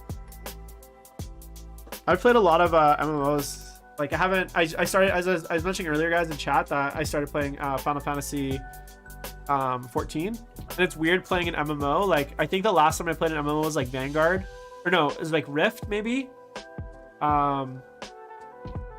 Rift I think it was the last like real MMO I played. But I played so many. Like EverQuest was the main one. That was like my EverQuest 2 was like the main obsession. But played Conan, Warhammer Online, Vanguard, Rift, WoW obviously a little bit, DC Online. I played what else was there? Eve. I tried to play a little bit of Eve. Holy shit, man, that game is like, I love reading about Eve, but playing Eve is like a fucking nightmare. These guys are gonna be Goths, I think, which are the red and black Goths, I think.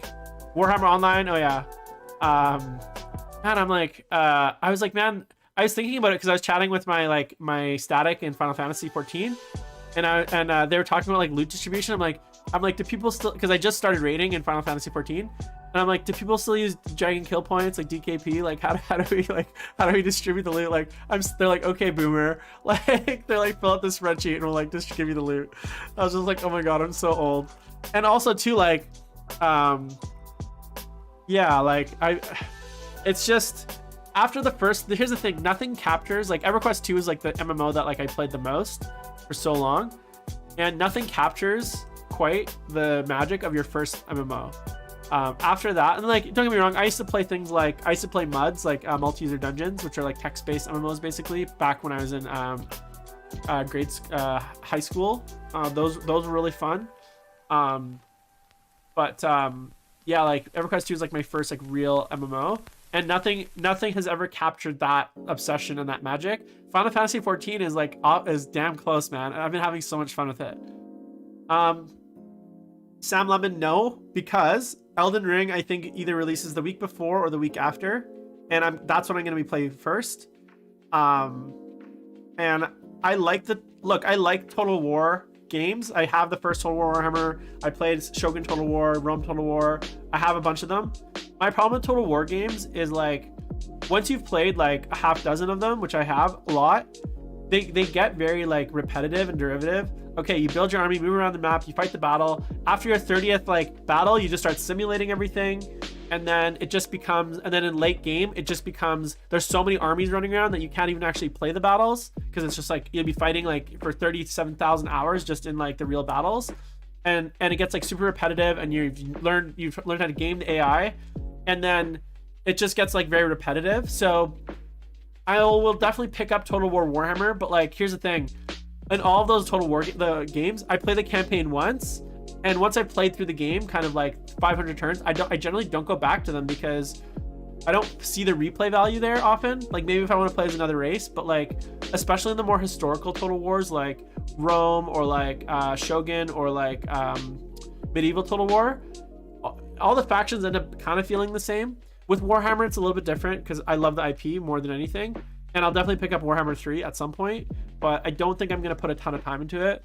The gameplay, yeah, the gameplay just gets like very repetitive. So I tried to like Eve because I used to just read those like stories, right? And I'm like, oh my god, this game is like amazing. Like there's so much cool stuff happening in this game. But then like you actually go to play it and you're like, what the fuck? This game is like ridiculous and hard.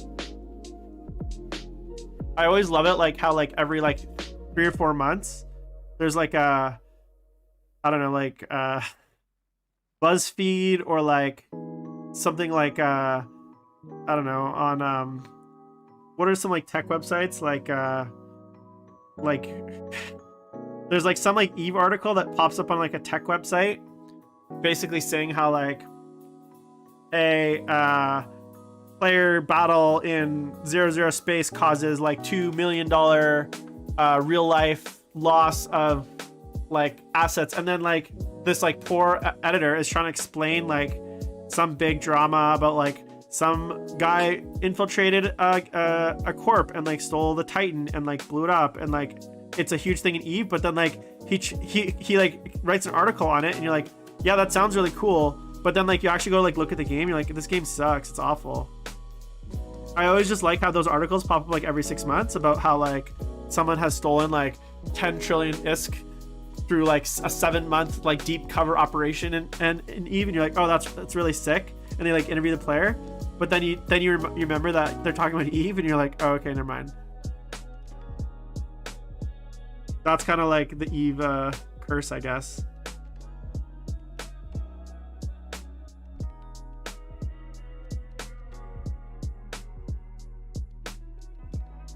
Cool to talk about, but like not so cool to like actually do. I would love it though. I would love it if they came out with like a X-Wing. So like TIE Fighter was one of my favorite games growing up. I had the original for DOS, and then I got the like special edition on disc for like Windows. TIE Fighter was like, to this day, like it's the perfect simulator, like flight simulator game. And like there's like a cool storyline, like there's like it's like there's like you got to play around with like shields and like weapons and speed, and like there's I don't know, it's just like such a fun game, TIE Fighter. I would love it if they came out with like a kind of like they did, what was that recent version of this flight sim they came out with, was it's like a Rogue Squadron or something. They just came out with one that's similar to TIE Fighter, where you play like, it's like a PvP like space sim Star Wars game. I don't know if you guys remember the name, but I would love a game like that, but with like a Eve-like setting. So like imagine playing Squadrons, yeah, Star Wars Squadrons.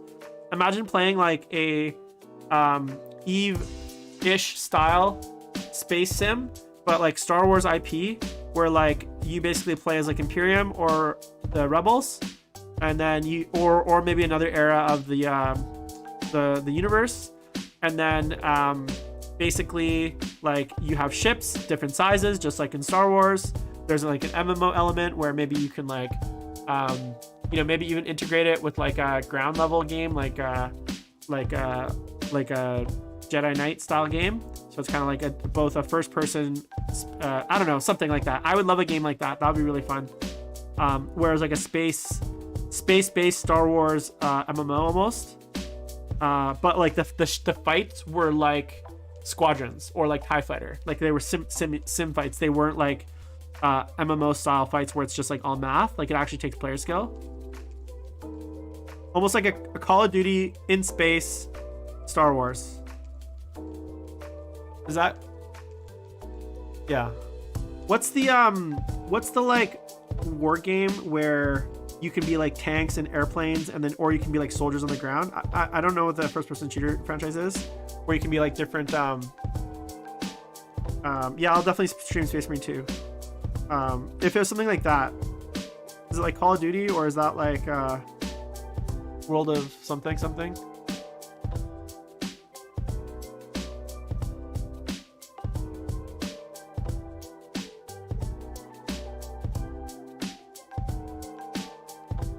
Yeah, Battlefront or Battlefield. Yeah, something like that. So if they did that, but like Star Wars IP, that would be really cool. Oh yeah.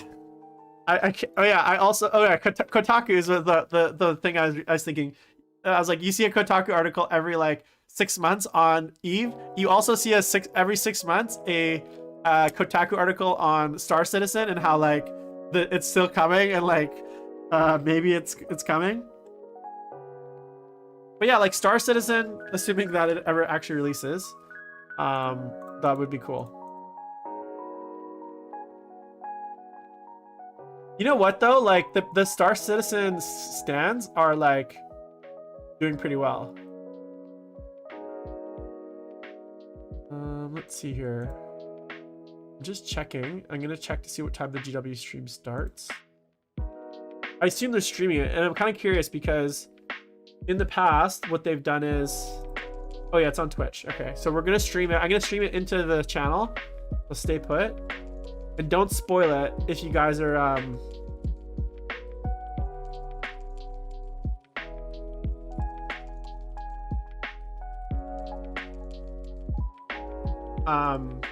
don't spoil it, because I've watched the Warhammer stream on other channels, and there's a delay in like the loop delay. So like, don't spoil it if you guys are watching both streams, please.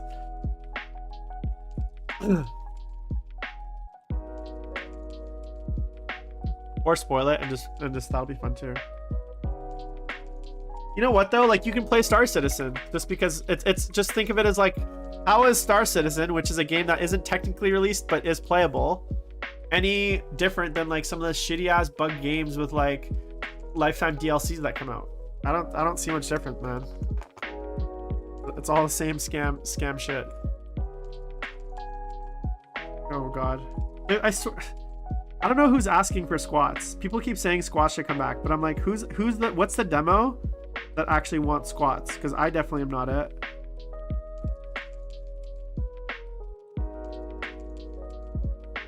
And I'd be pissed if squats came back when like there's so many other armies that need books.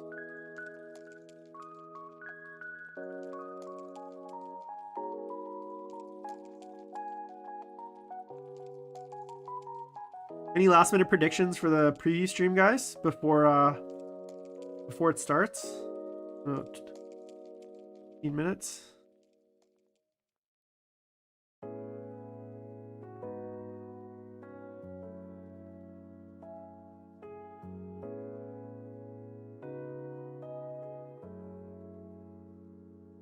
Yeah, I could see that's the thing. I could see squats for kill team, or like you know how they had that rogue trader box, which was like kill team, and then they just had like a one-off release of like no, they're not gonna do admech. So like remember how for kill team they did like that rogue trader box, and it was like kind of the one-off set of like rogue traders versus the Nurgle dudes. I could see squats coming out in that form where it's just like a one-off kind of set of models for the purposes of like the kill team box. But I really don't. I hope that they don't try to do this into a full. And then maybe there's rules to like run them in like guard armies or something. But I'd be really pissed if they were like squats is actually a full-blown new army. That's the last thing 40k needs right now is more armies.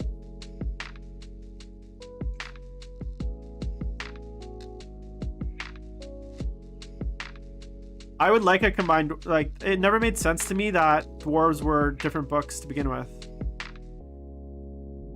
Like, none of the other elves are like that, right? Because you have dark elves. Well, I guess you have the ocean elves, which are different than the Lumineth. Right? But I don't know.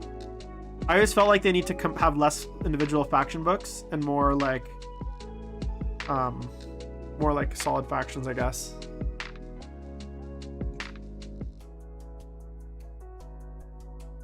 What is that? Combined dwarves release?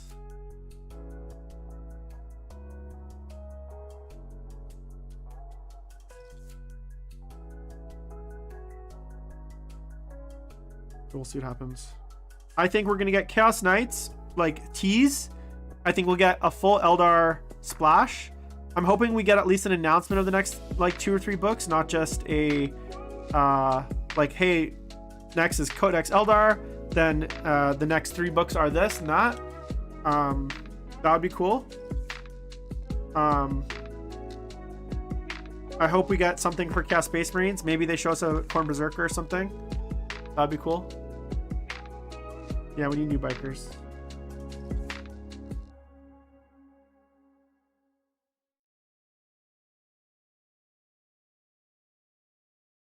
For sure, new bikers.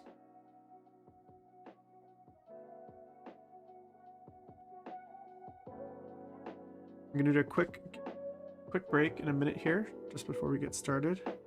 And I'm gonna put away my painting. Focus on the stream.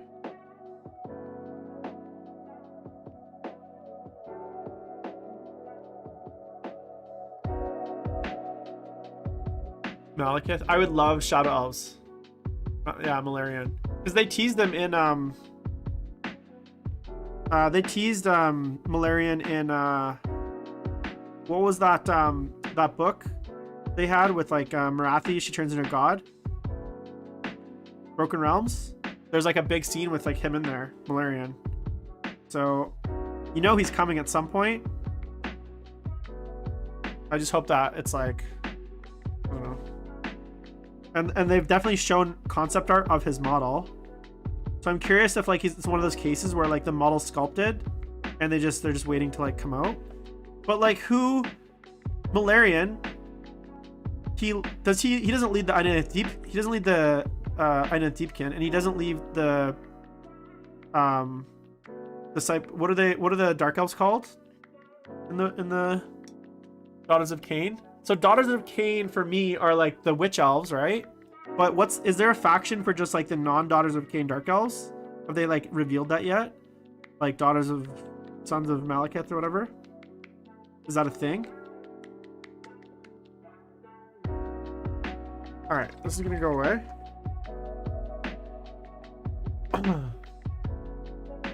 Let's see here. Firefox setup.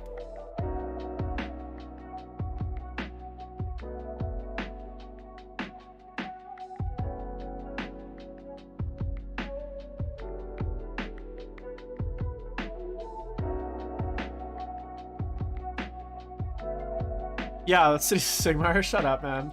I swear to God. Okay, Warhammer TV's live. Let's see what's going on there. Okay.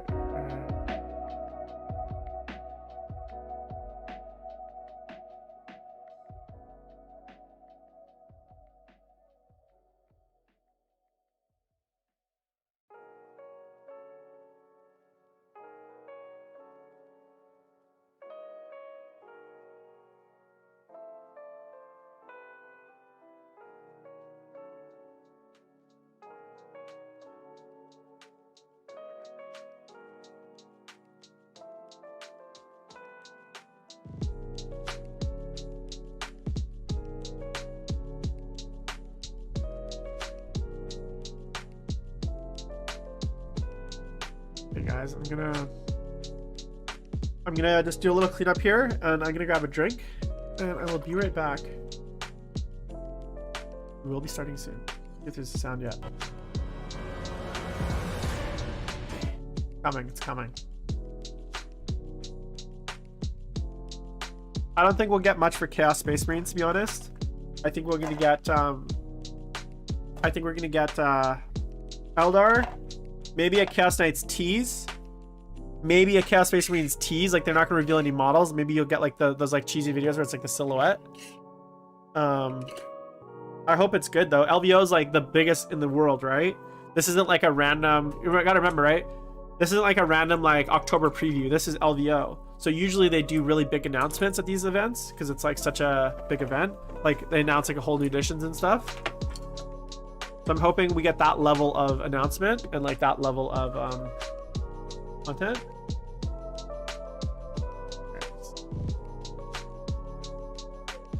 Okay, I'm just gonna grab a drink, guys. I'll be right back. On tight, going.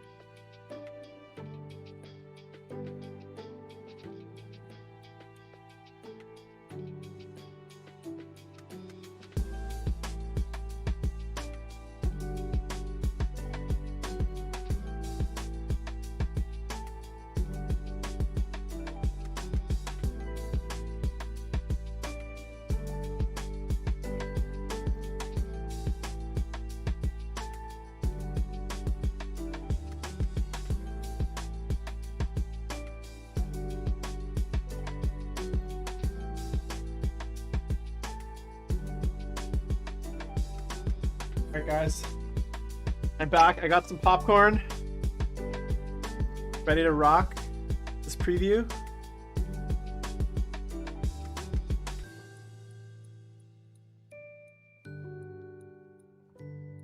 Pour myself another glass of whiskey. Cheers. 5 minutes.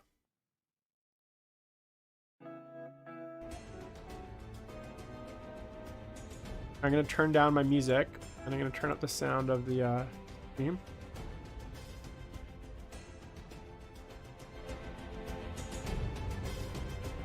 You guys hear the stream okay? the stream music.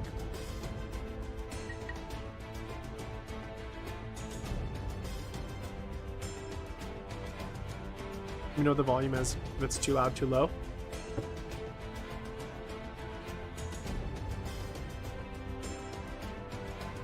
You know, it's like, you know how some Twitch channels, it'd be really funny if, like, you know how some companies don't like it when you restream their shit? Like, if you were, say, watching, like, CNN on TV or... You can't hear me?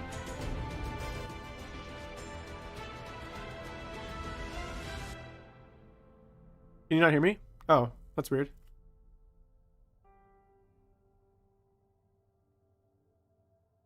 Can you hear me, Speezy?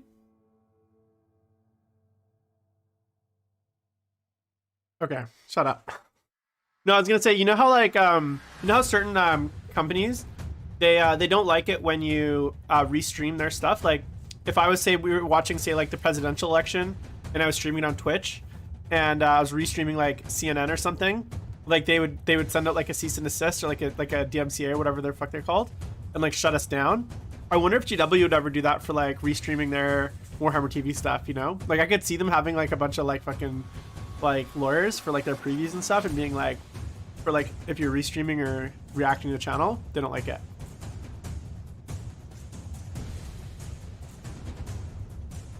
Nothing like whiskey and popcorn. It was a adult adult combination. Whew. Maybe I should have picked a Coke.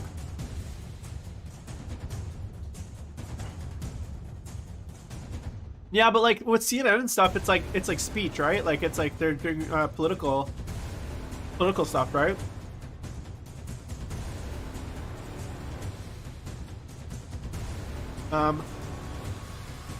My favorite whiskey.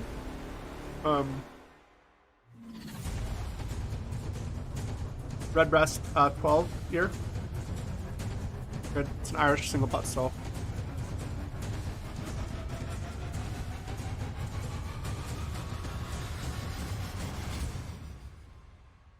Yeah.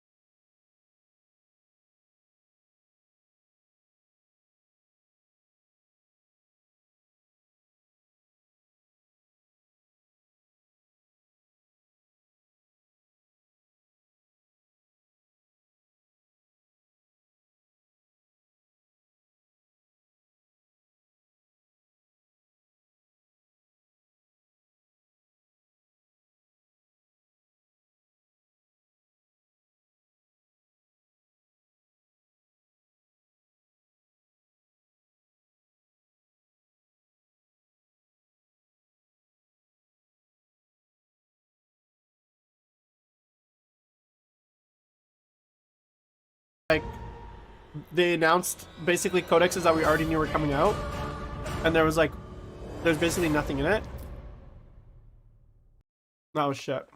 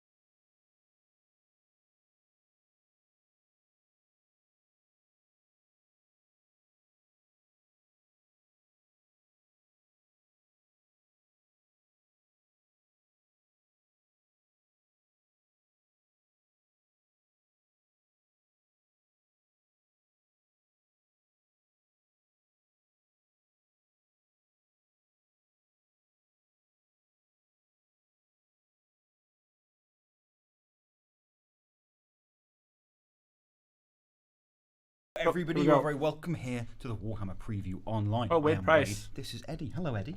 Hi, Wade. It's an absolute pleasure to be here. Absolutely is. So this is the first Warhammer Preview Online of 2022. We're absolutely delighted to be here at a slightly unconventional time of day, it's fair to say. Can you guys hear them okay? It's Let me know if pretty I early need in to the turn up their morning. volume. I mean, I had to have I had my espresso this morning. I hope you did too, Wade. Oh yes, a bucket of espresso. It's pretty early for us, but by no means necessarily early for where you are in the world. And as is tradition, we've seen the fine viewership tuning in to let us know where they are and what time it is where they are. That is a new prong to this exploration that we'd like to see. Look at Wade Price, please let man. us He's know as looking we're getting like, ready to start revealing some excellent Warhammer things. Where are you? They're quiet. What are you looking forward to seeing today? Caleb says he's what quiet. time of day is Yeah, I'll it turn for it up a you bit. today? And we'll start talking about what we're going How's to be that? looking How's that forward to volume? seeing at the Warhammer Preview Online. Because this is, as the title suggests, the Las Vegas Open Preview Online. Because this is the Las Vegas Open taking place over in Las Vegas, America. Is that correct? Yeah, that's correct. So Las Vegas Open is running this year. We've got a contingent out Like there I said, Las from Vegas. the official Las Warhammer Vegas events team Open. that are in So attendance, British? and they've just run a Warhammer preview Las. themselves for the people who are in cool. attendance. So some people Las have already Vegas? seen some Come of the on, cool man. stuff, but all of you guys tuning in around the world get to see it as well. Me and Wade will walk you through the cool Hey, Eddie stuff. Eccles We've has got some pretty upgraded from his tasty like things to show you. sketchy ass bedroom Yeah, to gonna be the good studio. times. As is tradition. So yeah, the And I'm LVO, also curious, are they huge, streaming this to gaming the tournament, gaming people in- celebration and the in Warhammer Vegas? Is like representation the guys usually in Vegas to make watching sure this, they've or do got they some get their own previews that in-person reveal presentation? some new things for people who are die-hard fans, all sorts of Warhammer good stuff, and it's Really usually a great curious. opportunity.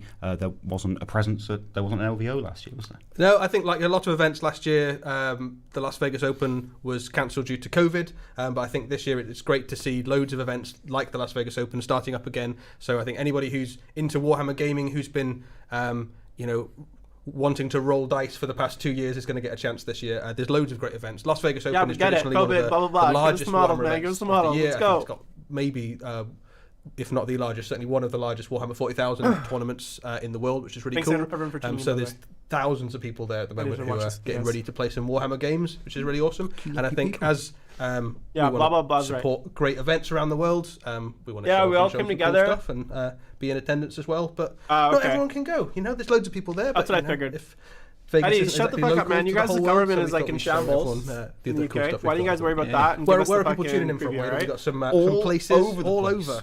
So this has been correctly identified as the Troke phase of the Warhammer Previews Online, because when Adam Troke is here, you may have noticed Adam Troke, your regular co-host Yeah, for where's these sorts Adam of Troke? shows, is not here in meat space in the studio with us. He's there in the chat. I can see him in the little chat Oh. box, and he likes to warm these shows up by inviting people Did you to call it meat space? us all know where people are watching from. Some are watching from Texas, some are watching from Moscow. That's in Russia, of course. So Thanks- 6 a.m. here in thanks, Essex.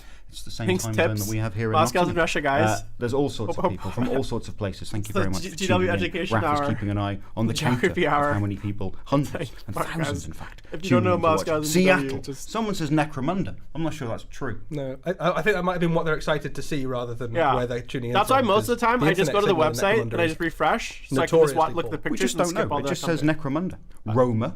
That's maybe It's always right. up like the instant after they Quite show it. possibly. It's like Alberta, up Canada. on People the are just website, using but those kind this is of more fun. American abbreviations for states. I don't know any just- of those. No, Yeah, I it's don't just know those. wah. Maybe it's just someone trying to shout wah, but they just got too Scotland. excited. Orc And fans they went in. represented. Nice to see 12 p.m. in Mexico, Oregon, Netherlands, Winterpeg. Oh, That's what like is this? I'm Winnipeg, supposed to- but in the I'm winter. not I calling get up that. my- I understand that. Oh, there we go. I can't spend the next hour or so just reading lists of places out, can I? Okay. That's I not- don't think so. I'm not sure that's what Alright, people tuned wait, in for. that's I think not people like you to tell guys. you where they're from. little bit, but a little bit. they're probably here to see some cool Warhammer Yeah, stuff. in But honour speaking of of Warhammer, before we dive into it, Wade, have you been doing any hobby? What do you mean A little bit. before we Yeah, a dive little into bit. it? I've been This trying was to pick before off some what you older guys been projects doing. that have been. They're like, before we cluttering up dive into my it, I'm like, paint what has station the for a last little 5 while. minutes I've got a been? few secret things for the future that we'll probably come back to at some point in the far future. But I was finishing off some objective bases for my Orc army, my Blood Axes. I Nice, had Company, nice. which made an appearance on the Warhammer community website towards the end of last very year, nice. rocking around in the Octarius sector. Yeah, it's only they get more money. I've got a few things on my painting table at the moment. You know. So I've been doing some Custodes as a bit of a palette cleanser between orcs, but there's also a lot of orcs on the painting table as well. So there's 2 kill rigs currently getting painted up, which are bigger models than I No one expected when I cares. started No one painting. cares They're about quite, dumb shit you quite guys are ambitious painting. projects actually, the kill rigs, but very cool. Go with the new stuff. Looking forward to blasting some stuff with some massive green lightning bolts of super hyper psychic death. So that should be fun. That's very killy. They're kill super rig is killy, quite yeah, killy. yeah. 2 is very killy. They're very killy. Now, you are the pioneer of the yes, my hashtag 17 Orc in Progress, kill which rigs is that one I of my scratch favourite built. It was hashtags. just Using- a typo when I first read it. Giant kits that It I was paid just a happy $2 for. coincidence. Some people go for work in progress Wednesday, but Eddie. I can't get mad. I used to work for sticking Games his Workshop and orcish get a hobby hefty goes staff for discount, and it was work in great. progress. And I've nicked it. I'm afraid I've run with that one. Looting is the occasions. highest form of flattery. Yeah, that's fair to say. Good times. And let us know by all means, what kind of hobby have you got on the go? We've been doing our Hangout and Hobby shows, as we often do, through the week. We've got another Hangout and Hobby show Where's later Louis? on this Where's evening. my We've girl, changed up some of our live Louise? streaming to accommodate the fact that our producer, Raph, will You probably know, be going give to me sleep some a of little bit that later on. cute, We'll put him into cryostasis. Scottish He's been up early with us as well. energy. But there'll be Hangout and Hobby shows Instead of with these, like, Peachy dudes. rocking around doing some hobby live here on Twitch later on today. We'd like to know what sort of good stuff people are looking forward to seeing, what sort of stuff people are doing while they're watching. If you're doing where's any my hobby while you're representation? watching caffeinated hobby, Warhammer's for look everyone, the best guys. hobby. Remember? Make sure you don't cut your fingers. I do all my best hobby in the hours between midnight and 2 in the morning. As the father of young child. I mean, that's certainly a factor, but that's mostly where my hobby gets done at the moment. It's like fair play. midnight hobby. Is All right. pretty much where I'm at. But yeah, if you're 10:06, doing cool guys. hobby at home, let us know what you're up to. Have you painted any particularly awesome things recently? Are Let's you doing go. any cool projects? Any great models on the go? It'd be cool to hear what you're up to. You know, we are here to see some cool Warhammer, but we always like to. Yeah, when's to the hear what like we're up to. Suithammer Ravenlord 19 hot tub working on a storm speeder before I start Tau. It's a pretty skimmer-minded hobby altogether. I've been tempted to dive headfirst and buy a Tau Na as my first Tau battlesuit. That is at the very, very deep end of the biggest sort of walking, stomping Tau piece of destruction. And Slayer Triple O is almost done with 500 points of Blood Ravens. Also fans of looting altogether. There's looting in the air. All right, do you want to just tell us your whole life Plenty of story people at this doing some point? good hobby stuff. Magnetising some Death Guard from Captain Magic. They don't play ads. That's the one thing. They don't play ads. I don't even think they're partnered White non-metallic metal, like, and they I'm don't absolutely dying. any ads or anything like Sounds that. like a reasonable. I mean, you started expectation. it, in fairness. Reasonable outcome altogether. More time building is from Petitioner's City. That's nice and old school. We love a bit of that. Now the thing with the Painting what GW evil stream sons is in order Killer War to Tribe chat, for you the have new to be year, a says subscriber. DJ Johnny F. And so they're Building reading the fury of the deep comments Ops. from idiots that are subscribed to Fine Warhammer variety TV, of which hobby I don't know why I'd altogether ever do. represented And give It's a them good more mix, of that chat money. here. and we have a now. good mix of cool stuff to show people today. If you're gonna subscribe to Hopefully, Twitch, subscribe there's to a like little other bit of something. creators That's and probably like fair to say. paint There's a little bit of something in this actual preview for real everybody. people. Yeah. Don't subscribe And if to you like giant all of corporations Warhammer, that there's a make lot of hundreds of something billions for of you. dollars. We like and all of Warhammer. We do like pounds. Warhammer. With your $4.99. kind of headlines. Better spent logos given for to what real we creators. expect to see some things of have been revealed. Yeah, and so teased, we know we're going to see some Warhammer 40,000. Shocker. as is tradition. We know we're going to see some Warhammer Age Yeah. of Sigmar, which is I pretty know. cool. We know we're going to see some Kill Team. It's true. There's some Horus Heresy on the way, and there's some Horus Necromunda Heresy. as well. So there's a good mix of various different stuff from all the various corners of the Warhammer hobby, which is pretty cool. We'll definitely mute it Some- after they some show the exciting models events. so we can talk about it. Headlines entitled in that regard. So But- stick around. Make sure you're watching all the good stuff, all the good reveals. I don't want to hear them tell should me we about go how and see great some of everything the is. excitement that was shared from our colleagues and friends over in Las I think Vegas. so, yeah. Yeah, great stuff. So a video from the team over in Las Vegas just before they started their preview a little while ago. All right, we're going. Eddie straight- and Wade, I am so excited to be bringing you a snippet from the Las Vegas Open. We're back here for Mike the first Grant. time after 2 years, Mike getting Grant ready has to a share an personal vendetta incredible against me preview with this for my amazing shenanigans crowd at that you Nova guys can 2019. see all behind me. Why are they all like weird tables?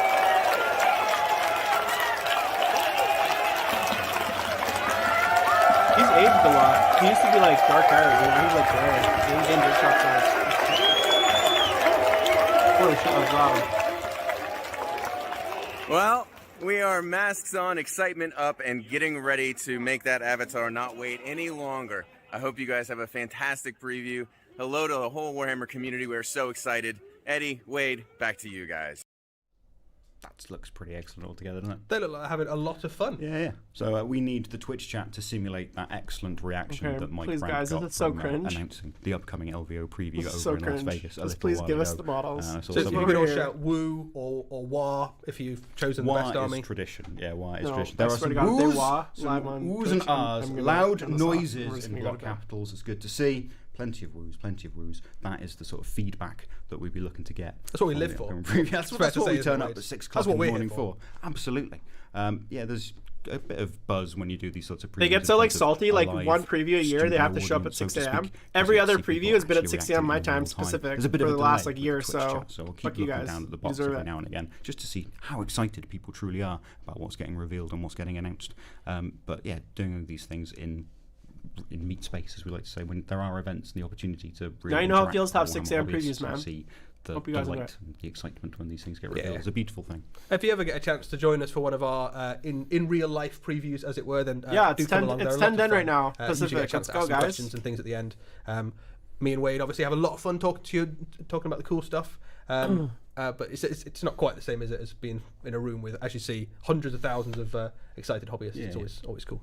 I know people want us to start showing some toy soldiers. We should soon probably enough. do that. We should probably do that. Yeah, I reckon so. It's 'cause they mix we've them got in lots with of their videos. whites. As a tradition, the format of this sort of show, we'll have videos to show. We'll play the videos. Then we've got pictures that will accompany the videos. We can dive into some of the things that get revealed and seen, and make sure everybody understands just how excited and why we're that excited when we've revealed these things. So please, Raph, play us our first video. All right, here we go. This is good, baby. Eldar, let's go. Okay, Guardians, we've seen those. Scouts, we've seen those. Dark Reapers, we've seen those. Warlocks, we've seen those. What is new here? We've seen all this stuff. That guy we've seen too. Okay, Shining Spears we haven't seen. Those are nice. Oh, those look really good. We haven't seen him. Oh, wow. That looks sick. Avatar we've seen.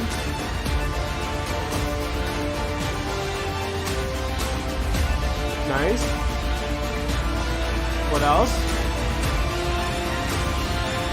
That's it. Where's the rest of my Eldar? Where's my Striking Scorpions? Where's my Howling Banshees? Hoorah! They're walking. The Avatar has called war. Okay. Cries. The Eldari have answered. We've So, got a huge craft I'm gonna mute them for a sec. to look forward to. That was so super lame. We knew Look, Eldar we were knew on the Guardians way. were coming out. We've seen the Cool, lots of Guardians. cool stuff. We've We seen a knew few of them before. we knew the Warlocks We've are seen coming out. We've Guardians, seen the we've seen Warlocks. the Rangers We and knew the the Exarch Lights, was coming out. we We've know seen the we're on the way. Exarch. But just We knew confirming the a few of Scouts are coming out, the final Scout pieces Bikers. We've slotting seen into those place already. for this fairly The Avatar sizable, they released release from yesterday. Aircraft Worlds. So the only new and you can thing see, that we've seen that going hasn't been behind us, seen all of the was all the forces that Mogan are Ra, which we shining knew was new coming and out because they plastic previewed assembled it. in that The nice Shining shot, Spears looking very and cool. the, But let's dive into some of the and the Avatar. specific miniatures and get excited about them. So the best kept, I think fair to say, the best kept secret on the internet. This guy looks really good. the I don't love Avatar this of though. Cain Like is I don't like the getting a flames on the glorious model. new plastic release. This I don't love is the top knot. replacing a model that has been in circulation hopefully for the something flames like are removable. 28 years, I think, when we did the math. I'm sure I on could it. do it with some sculpting. A classic miniature, very cool. We had his retirement. I just wanna see a party size earlier on comparison, the though. Warhammer community this week. Yep. A glorious new plastic miniature. I think people got a chance to have a look at this guy for the first Yeah, that's my time point, Obakan. yesterday in detail. But let's Almost just all the take stuff a we've moment already to knew revel about. in the pure awesomeness. But that what's is like the cool a new molten thing god that of we don't know battle, made flesh again. Very. I don't very think it's 100 cool mil. I think it's probably 80. It's absolutely stunning, isn't it? It's got all the qualities that we recognise and remember. There's an from alternate some of the sculpt too with classic an alternate black head. and white artwork Yeah. from the early 90s that informed that, all the Jez Goodwin designs of Avatar miniature that have graced tabletops around. I like the how world big the sword over is, the like last few 3/4 of his decades, body. but much, much bigger. It's fair to say, and much more detailed. Look, they're Loads copying of my really nice little details on there as well. So you they're can see copying all my the, paint scheme on my the various swords. aspect shrines represented in his Dirks. various jewelry. So you've got striking scorpions and reapers and dire avengers, and I think there's even a little warp spider earring he's got there as well, which is quite fun. Yeah, the Shining Spears but, are cool.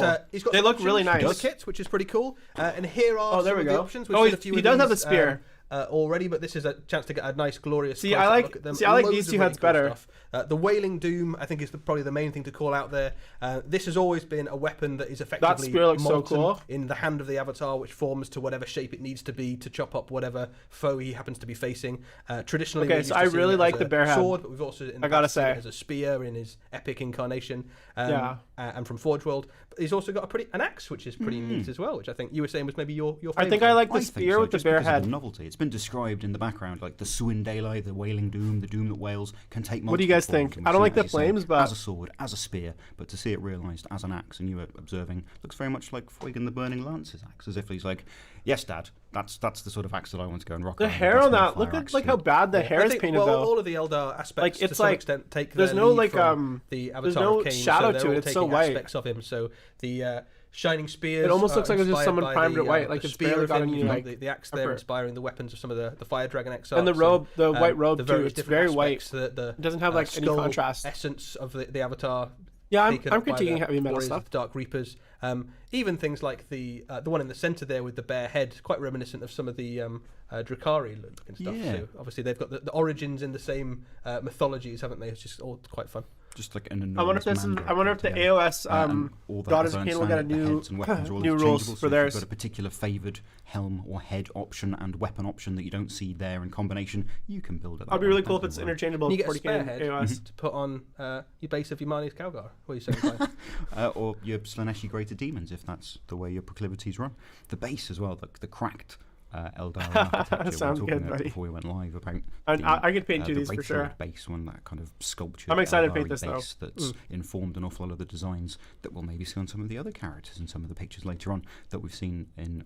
The hair just looks like it's and primed the- white. Like there's look at Drazar it. Like as there's well, barely any from the like. Battle Box released a little while ago. Seeing Tap here. Oh yeah, I should probably. Eldari architecture, because it's built to last. It's fair to say that's Eldari sick. architecture. It might be cracked, it might be blown up by bolt rounds, but it still is all over the battlefields of the 41st millennium. The Imperium's not been able to completely get rid of it. So to see the Avatar stomping around and the burning skull, that's another nice classic touch from some of the older artwork. I really like the Yeah, spear. it I'm glad looks they like included some it. of the very original sketches of the Avatar that included that. Nice as well to see the Avatar's kind of full rune on, Really? on the base. I don't there. like You the can problem with the almost imagine hair. that The original is that's I don't like place the he woke top up from, knot. right? It That's kind of the- like it almost looks you weird to could me. have picture it as the center of the shrine. Where Top the knots Avatar never was made sense to me. Asleep, I was like, guess, this thing. resting. Who has top knots? Cooling, I suppose, and then just woken up, and as he wakes up, the ground kind of cracks and flames rupture from the ground, and kind of war calls once more, sort of thing. I'm excited. Something- Really excited to paint this. Sorry. It's nice as well, just looking at the different designs of the helmets and the heads. It suggests that maybe the cold iron statues that live at the heart of the craft world, for most of the time when they're not manifesting an avatar to go to war, I they think might I have do different either designs bear essentially. head I've only ever really with, seen one, as if it's kind of mass I think I produced, but cut the that's top what knot on the bear Eldari head, and way. it's just like There's regular lots of hair. Beautiful representations across the different craft worlds that maybe speak to And then, the cultures of the those sword craft and the worlds spear. and the points of difference between them. But yeah, that helmet that we see on the left-hand side and the bottom right, that's a very new design for the Eldari avatar in the 41st millennium particularly, so I think there'll be a lot of people Oh, I excited don't know, to see man. that. But Ancient blood Buddhist dripping Eldar hand, shit. that's a Classic. That's actually classic funny. I didn't standard realize piece. that. We know that the Avatar of I'm the pretty sure Avatars of Yin Cain are and Yang basically is not like an Eldar shards of the symbol. god, aren't they? Once Yeah. he was shattered by the birth of Slanesh, so it may be that they all have slightly different temperaments, that they represent different aspects of the god. Who knows if they met each other? Would they get on? Probably not. Some of them are burning and furious. I'm and some drinking of a lot them of are whiskey, furious guys. and burning. That's And, true, It yeah. just depends on the priority that they have. But yeah, here's the I'm a bloody-handed fourth god, glass. and that is the bloody hand that makes him the bloody-handed god. Used to just be the war god. Used to Sorry, be Cain. this whiskey is, but like, so Cain, easy to Mention drink. Cain is bloody. Yeah, give us fucking Mogan Raw. Of the slaying of Eldenesh, the first Eldar. But this is what I don't understand, guys. What about the rest of the Phoenix Lords? Looks like he's not very happy about it all. Where's my Bahara? It's, Where's my Eldar have mixed feelings about this guy. Yeah, Arandas? it's fair to say. But the Eldari of... Are you telling me, like, we're only getting one new Phoenix Lord? Ways, isn't that something? And 4 from plastic what we've kits, basically? Not really. No, we've seen a lot of how the Drakari deal with their problems. Run away, hide in a labyrinth dimension, just pretend it's not happening. Steal other people's I assume souls. Mogan Raw will have And alternative, the though. craft worlds Let's have see. got their rigid path system, and it allows them. You know, every now and also, again though, to guys, release it's the very Avatar, which is a concerning pretty good trade-off, that this is still going on the I Avatar. think we should probably move on. Because We've, these, we've talked about the Avatar a lot. these Let's have a look previews at this generally guy. last an So, hour. Morgan And the Ra, fact that the we're Phoenix 18 Lord. minutes What in do and we we're know only about on him, Wade? So 2 he models was the Phoenix doesn't Lord bode well after for the the quantity and Shrine, quantity of when things we're going to get Shurian, revealed. Just Shurian, the hear me Eldari now, god, quote me set later. about different ways of venerating Cain, the war god. There were I different really like that aspect Mogan Ra. disciplines, It and looks this very is the one who badass. attacks more from range than any of the other aspect shrines. There's lots of different aspect shrines that venerate Cain as the war god in all sorts of different ways. Most of them get up close and personal, but Morgan Ra decided you could just do it from the other side of the battlefield. He's on the same, like, with, rocks as Mortar Jazar. Armor, which is his It's like he's in the same ginormous fighting shuriken area. Shrieker cannon. Fires plate-sized shuriken. I've always liked that particular description of them. When it hits you with something the size of a plate, and then you explode, which is pretty decent. He's Yeah, still got that it wicked looks like he's- side you know, like end when to you're, his You're um, going to gun make a with the mess of you mortar. in combat. Like, Absolutely. You know, when if you're on, like, anything short of a Space Marine you're chapter like, match, your probably feet are still gonna sliding carve apart, in half. and you're I like trying reckon to, so, you're yeah. about He's to done like that to a fair few people new to altogether. yourself. That's what He it's was from like. the craft world Altansar, which was dragged into the Eye of Terror shortly after the fall of the Eldari and the birth of Slanesh that you mentioned earlier, and we've recently seen Altansar return to the galaxy. He had been for a long time the only Eldari of Altansar. Again, walking there's around, a top being knot on the grim skull. and Like, that all. doesn't even Good make to see sense. Another How does that make manifestation of sense? death Why is there incarnate in the why is there a 41st skull with millennium. a We don't top have knot on it? Yeah, I think Eldar very much Like- proven that the Imperium like doesn't that- have the the monopoly on biologically, skulls that makes no in Warhammer sense. 40,000. That top knot's interesting definitely in a getting bunch of other ways cut as off. well. Man. So, like, I'm this not is a having a much top more knot with a ragged fucking look on a skull. That like than almost everything else in the craft world Or a range. tap. Most Can of someone the explain to Eldar me how that miniatures works have got a very biologically? Clean How do you have aesthetic where hair attached to a bear the- skull? They obviously the cloaks are in good nick generally. That their armor is relatively kind of clean and sort of sci-fi looking.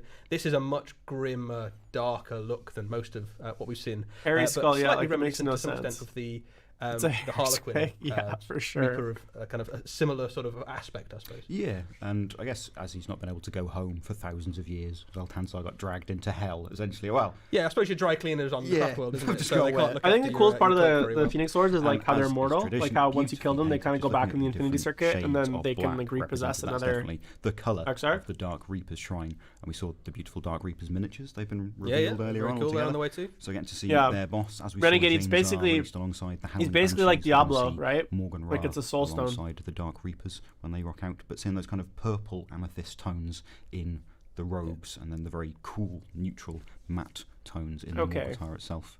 From a lore perspective as well, he's got some interesting kind of connectivity to some of the. I almost old feel Necron like lore as look well, at the in terms of base, like how the perfect origins of the aspect rim of is. the I'm like Reaper that and, looks photoshopped. The Blood God Cain has got. Because some, have you ever seen feel anyone's free to go actual read up on it painted if you've got, base rims? They never look that like perfect. Eldar and Necron codexes, but there's some interesting kind of connective tissue there in terms of where the aspect. I guess of it's like death an heavy comes metal from in level Eldar base culture, rim. which I thought was quite fun. Rim job. If you're also into Heavy your metal's Eldar really lore, good at which rim I am, jobs.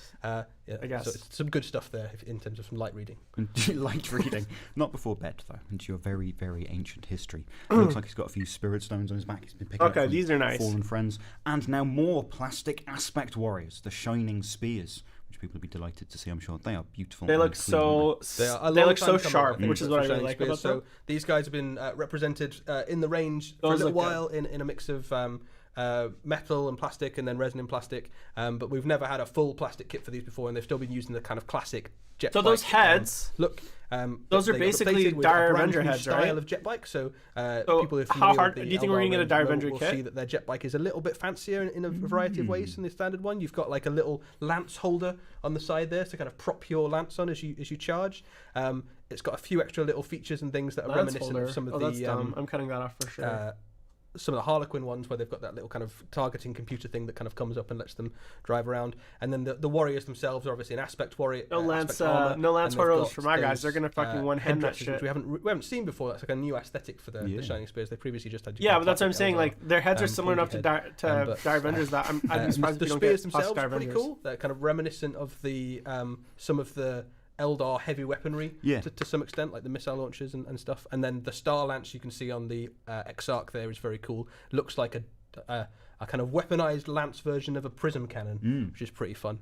So those are the lots to like there. laser you're right. lances. They're very much the kind of knightly aesthetic in the Eldari style, and I like thinking that essentially everything that human culture has gone through in its history, the Eldari did that first. They've got lots of legends of mounted knights riding around jousting, but as is the Eldari way, they don't just use crude pointy sticks. banner? They've got like focusing. Oh, I think it's crystals like, with lasers at the end of their pointy sticks that they used to. I'm not stab sure people what with when they I'm charge not in. sure what it is. We've got laser tech. Should we make a gun out of it? No, that's very primitive. Let's make it into a lance. Yeah, and then ride at people on a jet bike. absolutely. Yeah. The fusion of these things. is Just all because we important. no longer have horses and we've invented laser technology. It's kind of stupid doesn't when you mean think we about can't it. get jousting. Just These remember like our super roots. advanced aliens with like Excited to crazy imagine tech have sort of, fucking lances. Autark Skyrunner conversions and like come out of these beautiful miniatures as well with those plastic Autark kits that we've seen released as well. Yeah. There's lots of cool mixing and matching opportunities in there. A lot of potential for fans of jet bikes generally across this Eldar release, because you've also got those new Ranger jet bikes, the Shroud Runners. Yeah. So that combined with your, we've already got characters for the Warlocks and for Farseers, and we've got the jet bikes, and now we've got these guys, and we've got your Shroud Runners. So you can imagine some pretty cool looking armies of Eldari that are kind of all on jet bikes as Samhayan based lists, or even make up your own craft world and have fill them full of jet bikes. Very fast, and obviously Eldar jet bikes are very good in game as well. They're very maneuverable. These guys are going to hit pretty hard, kick people off objectives. So in game terms, this is a really handy little unit. And actually, even though they haven't had new models for a very long time, we've still seen Shining Spears pop up in lots of Eldar armies because they're just really good, right? So if you want to be fast and hitty, you haven't got much better than a Shining But that's Spear. it. So we got shiny. We got like 5. What happened to Warp Spiders, Fire Dragons, very different Dragon take on Scorpions? Where were aspects other? of Kane Come on, to guys! Dark Don't tell me this is the Reapers, whole very Elder grim release. and moody and And they're stay sort at of a arm's literal length. opposite, aren't they? Pretty They're much, like, yeah. You like black? They're like white. If that's the You whole like Eldar standing release, still I'll and be shooting far away. fucking I like going fast. very Yeah, disappointed. Stabbing people in the face. You got the whole spectrum covered. So to go with the plastic, I'm definitely getting 3D Banshees that are prints. already out there in the world, the plastic Crimson Exarchs, of course, they're aspect warriors as well. Got more and more. Although plastic on the bright aspect side, it warriors means coming I can along. start buying Eldar Some stuff. altogether. And yeah, as you mentioned, there is a huge range of Eldari miniatures with that avatar of Kane at the centre. You get a sense of how big he is there. So we had quite a lot of speculation yesterday about like how big is the Avatar of Kane? He's So that big. Yeah, he's that big. If you remember the previous version, he'd stood. What size base is that, you guys think? 80 mil? A Space 100 mil?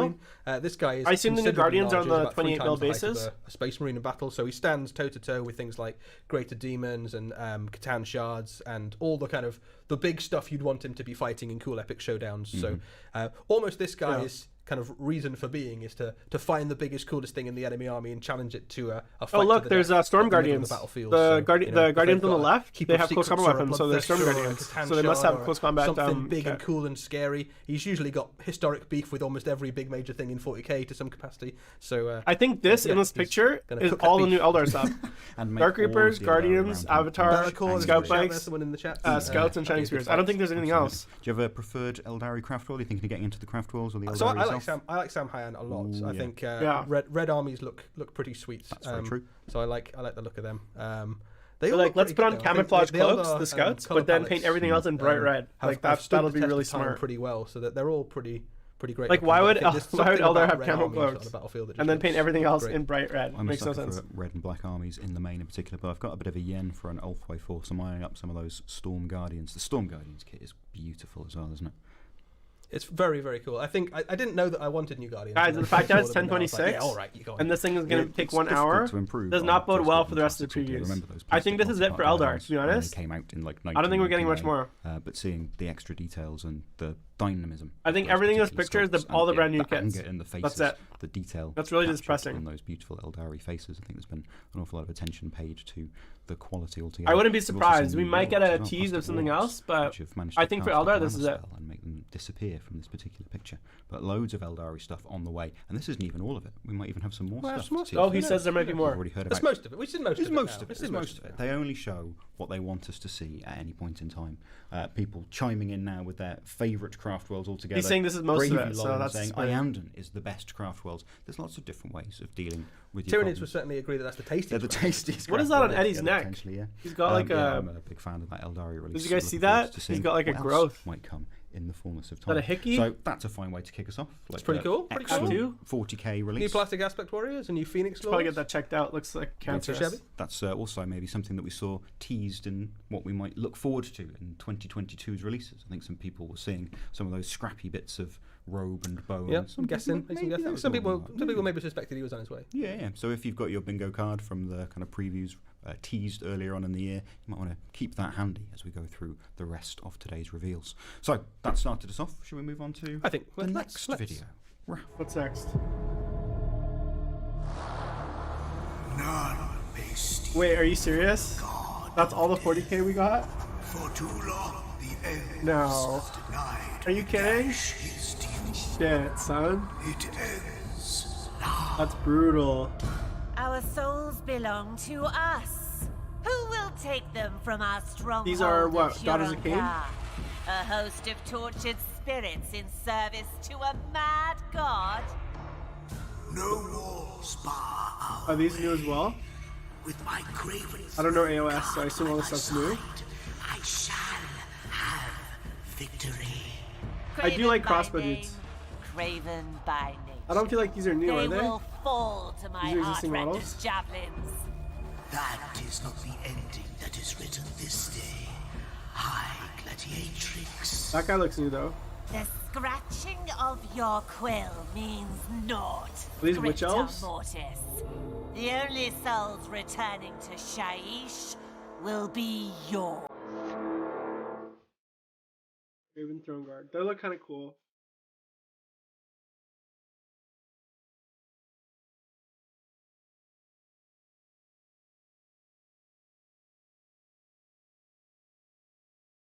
An eternity of torment awaits you.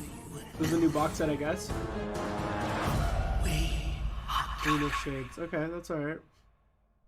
Okay, Excellent. so Warhammer Age of Sigmar Battle Box I'm Arena just gonna of turn them down for a Shades. sec. What did we say One thing we there? can be So this is a brand new Battle Fox. one thing we can be excited about though Warhammer Age of is Sigmar, like Arena of Shades. hopefully at the end of all these previews they always drop you with like another teaser video of like one last video and then it's like silhouettes of shit. So fingers crossed that like whatever we get is actually going to be like decent Fighting for him and not like realms this shit, because that was a super weak 40k preview. Is literally like the only think about it. The only new models we saw in that preview were technically the Avatar had it not been leaked, the Shining Spears, and then Mogan Ra. That's three kits that they revealed. Everything else is we've already seen, right? In the last like few weeks.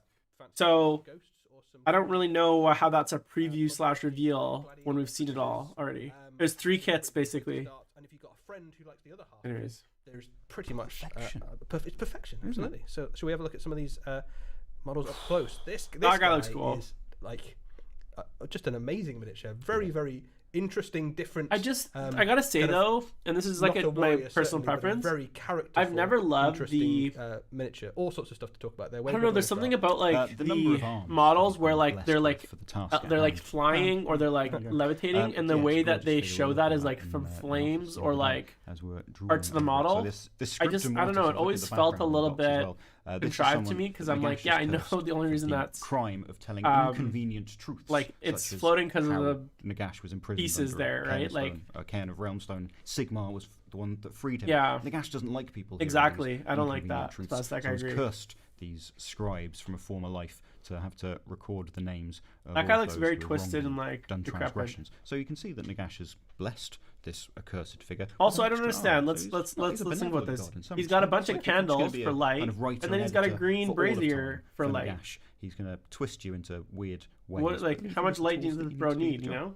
We're also looking at the lanterns and candles. He's got an abundance. Why does he have both? He's lit. Like, he's well lit. He's got like a candle coming out of Look, they even joke about it. He's well lit. Like, why does he have so much fucking lighting? He's got a little lantern there as well, which is some kind of weird green ghostly vapor. You can imagine this guy kind of appearing out of the misks in Shaiish somewhere, can't you? And looking absolutely terrifying. What he's writing down there is basically the names of all the people that Nagash are on Nagash's naughty list, basically. Yes. So in game terms, the way that this guy works is that you pick an enemy hero and he goes, "Aha! You are being added to Nagash's naughty list." And there's literally like the god of candles underneath. Pay close attention to your battle and basically curse that. Not very safe, you know. Which has got some quite fun in-game mechanics. So you want to get rid of this guy early on if you're up against him. But obviously he's going to be. You can see, not a warrior necessarily, but able to defend himself. He's got also kind of spectral defenses. So he's going to kind of hide at the back of your Nighthawk army and basically just write down his to-do list of enemy heroes to kill. He's got to write down your full name and the particular underworld that you're going to be sent to for the crimes. He's got some paperwork to fill out, basically. So that gives you the time to hit him with a hammer or whatever your preferred method of stopping ghosts is before your fate is meted out to you.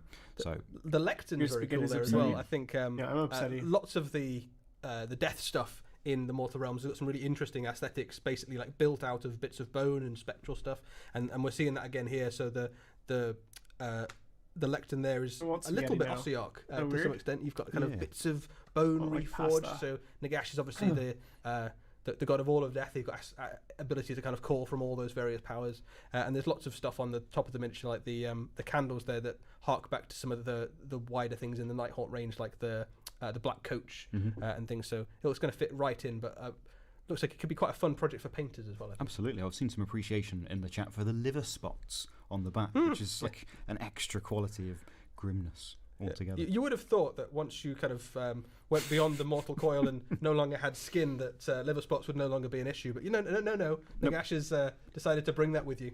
This is the curse. And a brand new unit for the Nighthaunt army in the Craven Throne Guard, which we can see are armed with crossbows. It's a shooting unit for a death army. Yeah, so this is really interesting for a death army in Age of Sigmar, because generally speaking, there's a lot of things going for death armies. They're usually pretty durable, they hit pretty hard, they've got lots of magic and cool stuff, but one of the things they haven't really been able to do is compete much in the shooting phase. They've got a few things that kind of scream at people, but it's not quite the same thing as having like a dedicated unit that's got some, is that weird? Some firepower. So these guys add a really interesting thing into the mix. So in game terms first, I guess, they give you a shooting unit, which is something that almost no death unit has access to.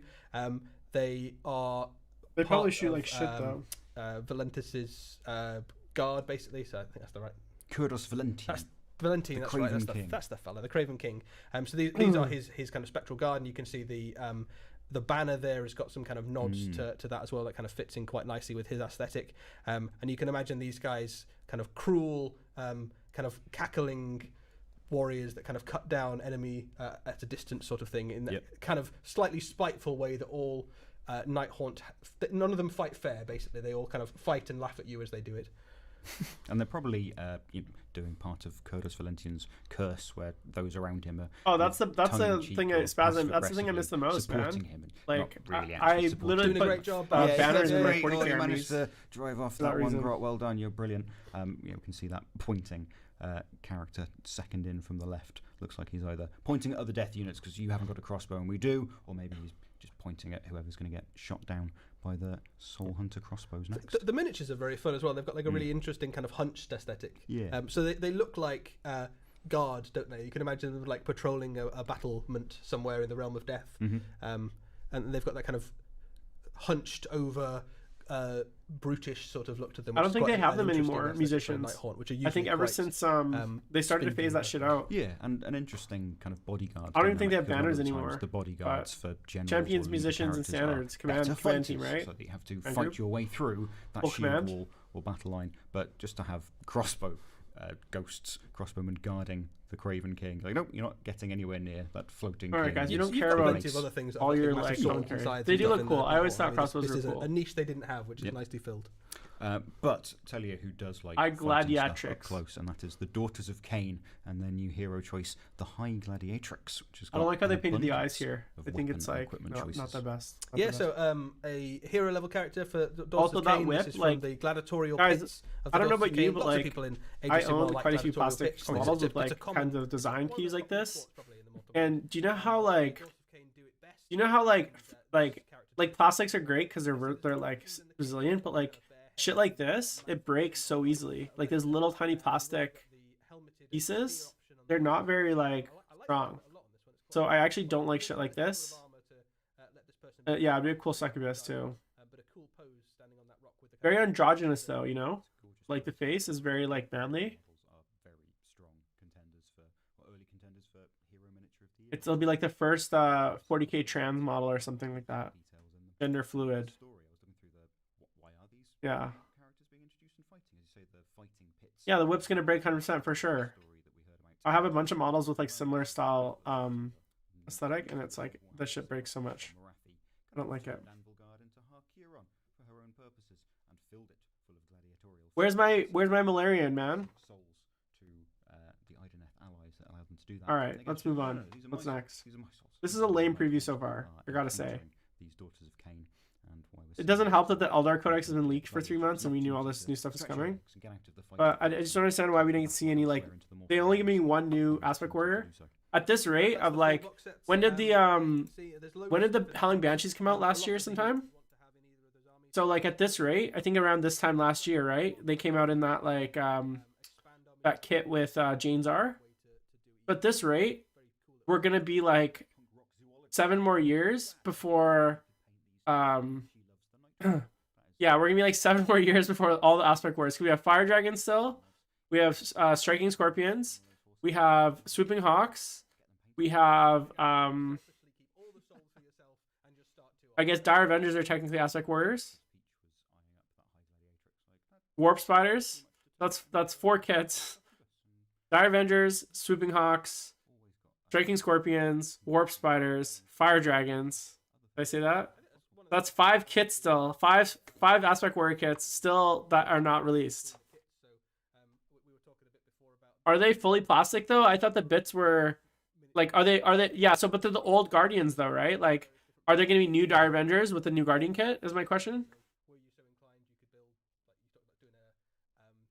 Yeah, but it's the old Guardians, right? Like are we going to get new Guardian versions of the Dire Avengers?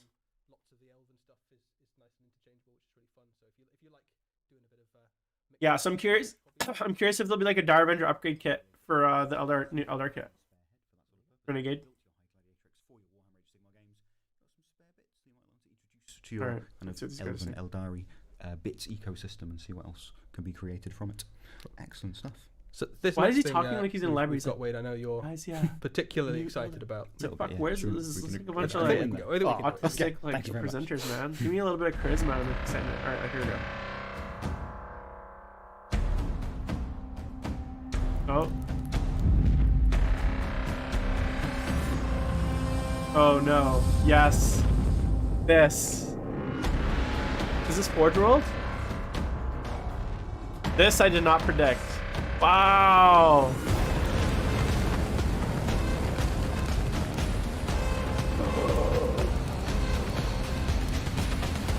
Wait, how is this not Angron? How are you doing this to me? Another Bloodthirster? Don't we have already so many of them?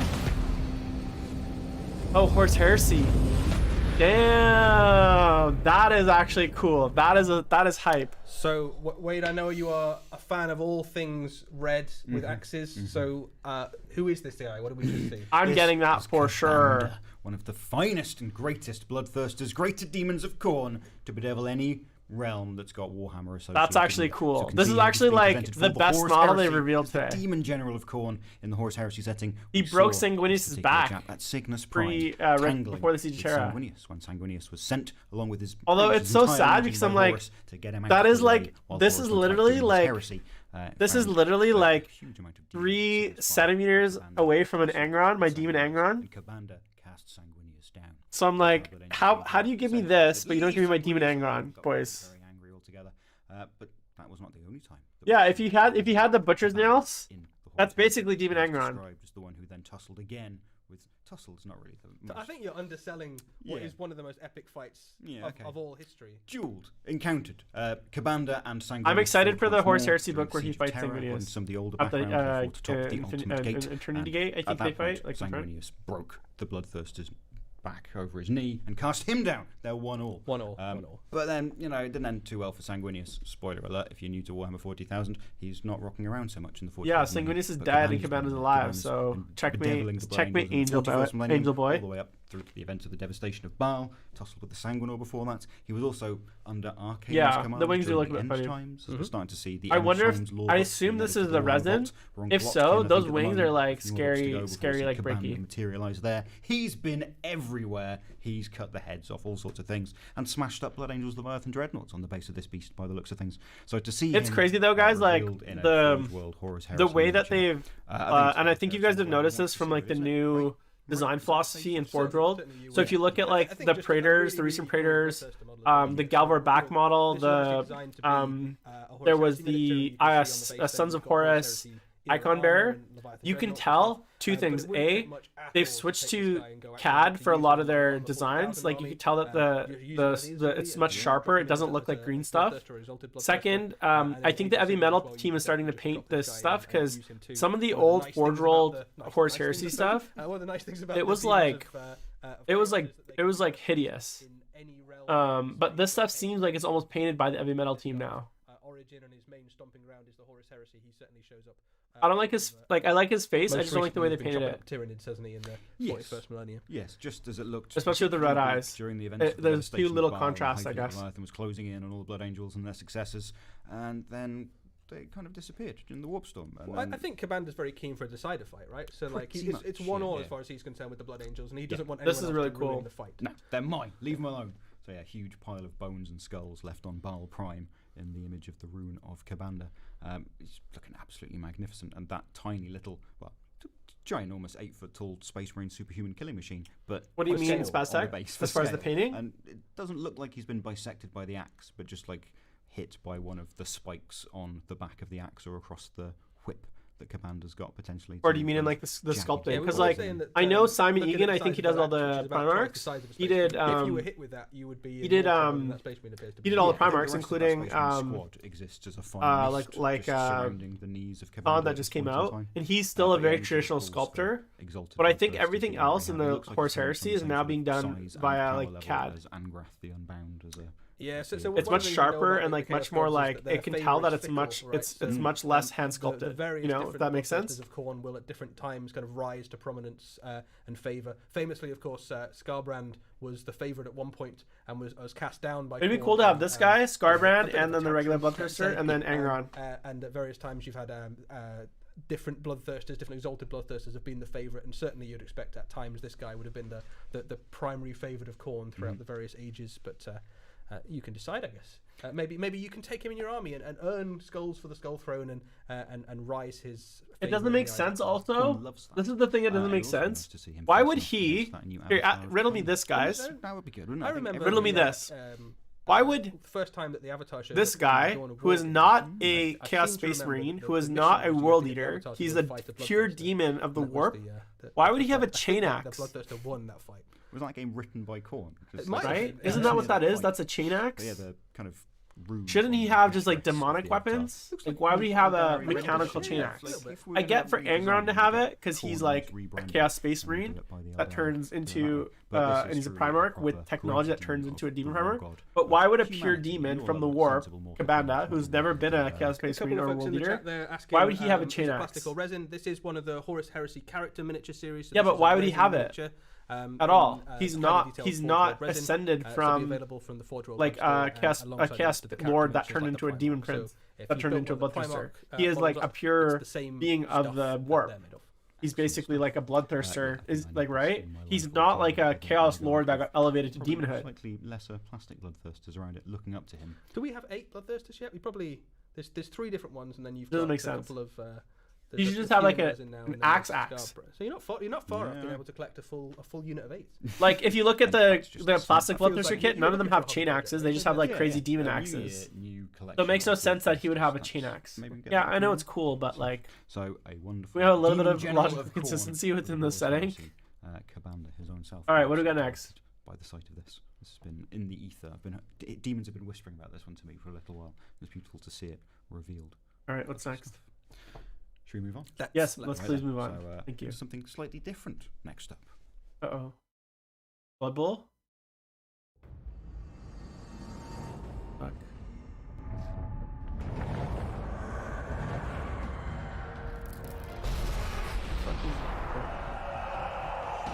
Is this Warhammer TV shit? Please don't tell me it is.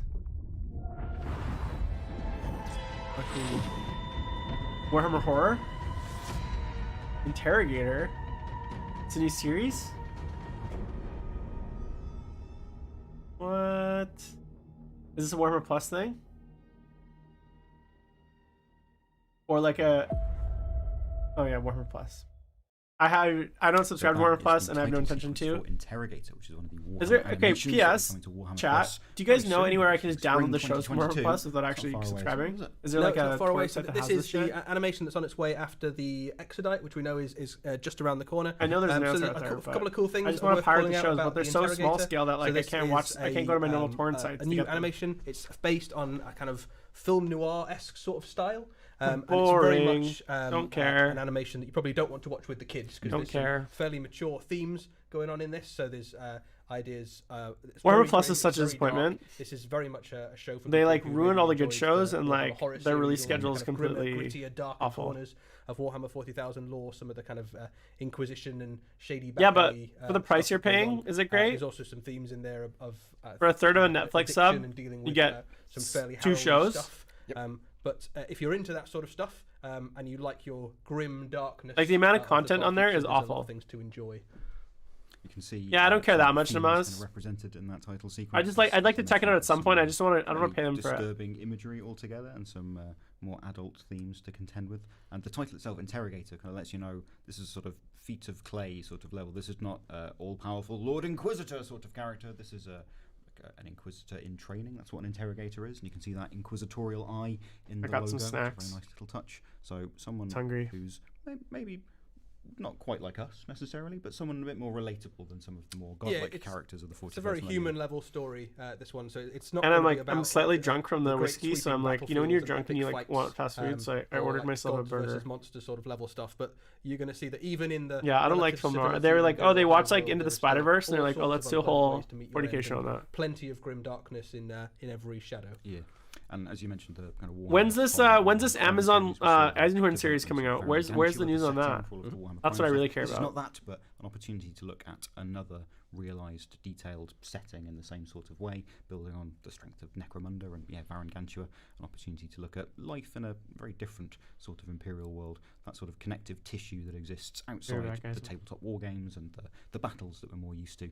But yeah, a few different images to check out. Yeah, and like Angels of Death, this is going to be a fairly long-running series. So I think I've certainly been enjoying Hammer and Bolter. That gives you us a little kind of 20-minute bites of Warhammer 40,000 goodness, but this is going to be a longer series where we see a story kind of progress over several episodes and quite a lot of character development and stuff like that, which should be quite good fun. As you say, a few adult themes and images in there. It looks like he's falling into drink. He's been running. Is he running from his problems? Is he running to cause problems? There's Bit of both, maybe. Yeah, he's Alright, I'm back. struggling to look at himself in the mirror. There's a few suggestions of some of the themes coming through in that opening sequence and some of the images. I just don't care that much about Jagged, this. broken, nothing's clean. Like, nothing's literally, nice, we've nothing's seen, good. what, 6 models? Dark, interrogatey, find the truth. Coming spring 2022. Looking forward to that. Cool. Class. All right. So more Warhammer animation. We didn't even include that in the list of logos that was going to be talked about today. But we've still got more things to talk about. We talked about Kill Team is going to be getting some new reveals. Let's look at Kill Team. Let's look at Kill Team.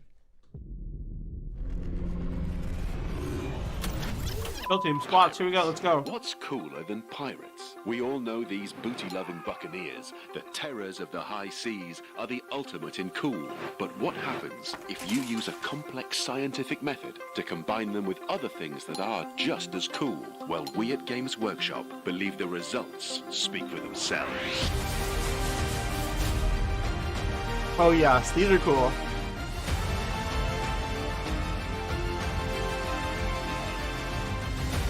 Finally, Corsairs.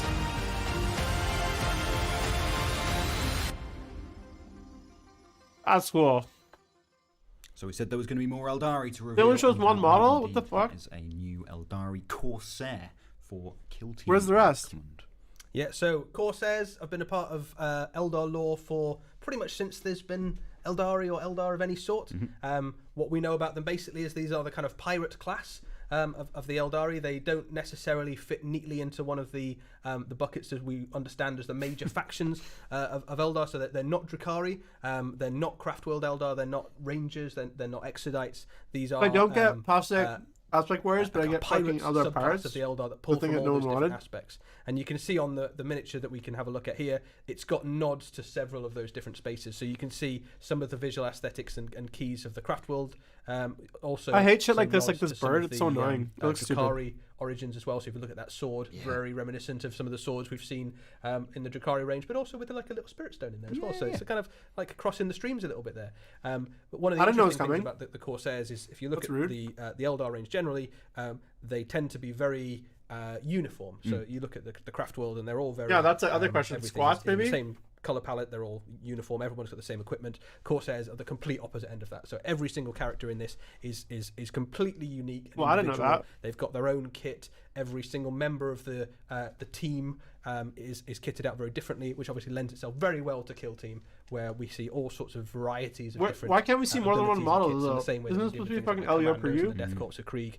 You can see What a this is just bullshit. one model from the Kill Team represented at the moment, but you can extrapolate that out in your mind and kind of think about all the various different ways that an Eldar pirate Why, could be Eddie Eccles, why do I have to represented. extrapolate it? Why don't you just show me But the yeah, fucking very cool models? miniature. We've got the eye patch. It's a good piratical Gotta have an eye representation. patch. Yeah. Are you even if you don't have someone in your crew who has an eye patch, can you even pirate? And the answer is no. No, it's just a no. Yeah, they're pragmatic. It's fair to say. I think even though they're not, as you say, they're not living the My life, brother's the tree's been a trammeled bust, to be life honest. of Besides the path-following Craftworlds cordial or stuff. the absolute decadence of the Comorites. They still are at risk of having Slanesh consume their souls if they die out in the Like, no nursing no home. Horse Yeah, Heresy Slash box doesn't set, mind. He's no quite full range of happy to, Eldar, you know, no have Chaos his, Space Marine souls leaks, run for him. previews. One model and out of as this I say, fucking this is Corsair something that set. We've kind of heard of. As Warhammer part of the Plus periphery bullshit that I don't of the care about. background of Warhammer 40,000 for an awfully long time, and we've concentrated on the Craftworlders and the Drukhari, but the Outcasts have always been out there doing their piratical thing. Prince Uriel, he's been a famous... Yes, yeah, went out on his absolutely. Gap Millennium and spent some time with his Eldritch Raiders, and there's been a So few far, famous formations. Not very stoked. Yvrain as well, Yeah, or was a yeah. Corsair briefly as well. So there's lots of kind of nods and things to other bits of Eldar lore, and we've seen a little bit about them. So the cloaks are quite interesting, I suppose. We're talking about. I'm So not you've seen mad, it I'm on, just disappointed, as Yvrain's usual. got kind of a little bit of kind of Corsair. I thought that's for about an to- LVO but preview, you which can is see like this- the this biggest is event in the artwork world, here of there'd the be Corsair, like and a you can see Kill substantial Team preview. Necromund. So we can confirm that the next Kill Team will kind of perhaps unsurprisingly be set in the new seasonal like this setting for fucking Warhammer half-ass 40,000, which is shit. the Necromund Gauntlet, where the Corsairs will form half of an upcoming box set up against as yet to be defined opponent. Why an opponent as yet to be revealed? Fantastic. Well, we'll Like, look why forward to don't finding out we get more one about model that. out of a giant box But yeah, set? as you say, that's the new So nice. season for Warhammer 40,000. So seeing the Kill Team releases featuring as part of that wider meta story, you can get your Nakmund fix as we go back to Nakmund Vigilus alone up for pre-order this weekend, I think, and then you can get your Kill Team fix. I think that's it, guys. Warzone with these 'Cause it's almost 11. Gallery Corsairs. As you mentioned, the Commandos we saw. I don't the think they're gonna Commandos get much more. released as part of Kill Team. Maybe we'll get like Also featured one of those in like Codex with all the of those teaser options videos represented. that shows a few more things, but We'll see these Corsairs. on Yeah, the so gallery. you can absolutely use these guys in Warhammer 40,000 as well, and because they sit in the kind of juxtaposition between the Drakari and the Craftworlders. Like, you yeah, can we didn't use even them get a- alongside hey, what either, codexes so are they coming quite out? happily We didn't even get a turn preview up of and offer Codex their Eldar. services for loot and doubloons. I'd Like a imagine. cover Space picture of doubloons look Codex like Eldar would these be guys will cool. take 'em, from your Craftworlders or your Drakari, and they kind of fill a neat little kind of multi-purpose. I thought they niche love in your selling army books, there you as well. know. So we'll find out more about the Corsair Void Scarred, the rest of this Kill Team very soon. But I there's agree, man. This is some brutal. really cool stuff on the way. But I think today we can confirm Corsairs are coming. They're going to be coming for Kill Team. Loads of options. This guy has an eye patch and a parrot, and is a pirate and a ninja. I don't and like is an the alien I don't like race. the parrot. I don't like how it's do like floating. That and is the nothing. intersection that everyone was looking for, I think. Yeah, people are always looking for more pirate-flavoured things in their Warhammer releases, and that is the Eldari Corsairs for the upcoming Kill Team release. Superb stuff. So that's Kill Team ticked off. Delighted to What see else? that. What else? Should we move on to the, Let's move on. Let's move on. the next thing? Big Okay, thing to reveal. that'd be good.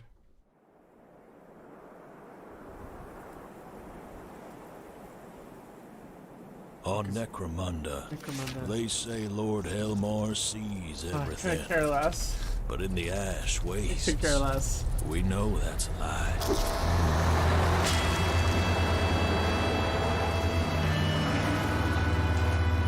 What is it, the Western shit?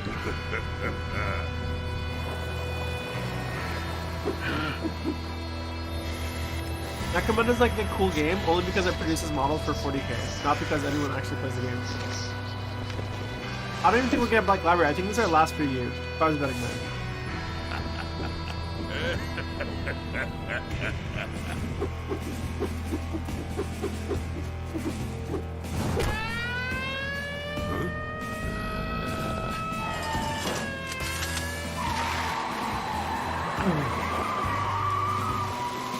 Okay, we get it. Those models. This ain't fucking animated.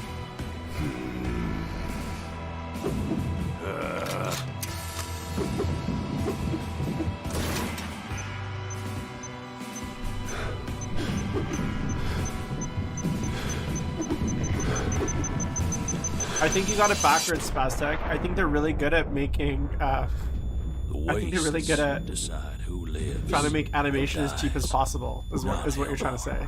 Not the houses. Which is by doing as little actual animation as possible For and just themselves. using a bunch of still photos. I think that's the right way to describe it. Instead of fucking making a cool animation, they're just like, how do we do as little as possible?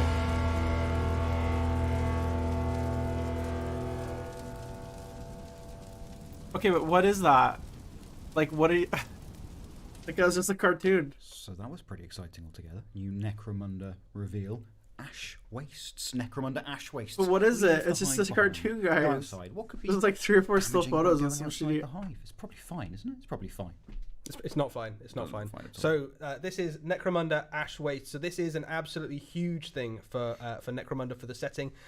Since we've been in Necromunda, basically we haven't stepped foot outside of the hive, and we know all about the hive. The hive is all kind of multi-leveled monstrosity of mechanisms and So okay, gantries so the and coolest part about factories and all sorts of Necromunda, horrible stuff, which and is it's an like the absolutely hellish place complex to live. city But you've fighting basically been living in on like easy mode, very like for the cool past few years, terrain, living like inside the hive, inside because spires. outside of the hive, They're getting things rid get of. really serious. So The Necromunda Ash Waste is basically just Kill is the Team, name right? of the kind of vast expanse of wasteland that Like, lives that's what it between the sounds hives like. of Necromunda. Between It's Hive like they're Primus just and like, the various alright, other how do we subsidiary get rid of all the hives that terrain in sprawl across Necromunda? the great How about world of this? We'll Necromunda, take them out of the and this spire, new expansion we'll for create Necromunda, something this- else, this, and we'll call great it new, kind of Necromunda setting Ash for Waste. Necromunda, It's just Kill Team. is set in the Ash Wastes, where your gangs basically have to step out of the hive and make the incredibly perilous journey across the wastes. Why would they Yeah, do that? exactly. It's Basically, basically they've Kill been Team paid, with Necromunda which is gangs. pretty much why you do everything in Necromunda. So the various different Games Workshop. organizations, planetary governors, different industries of Necromunda Yeah. need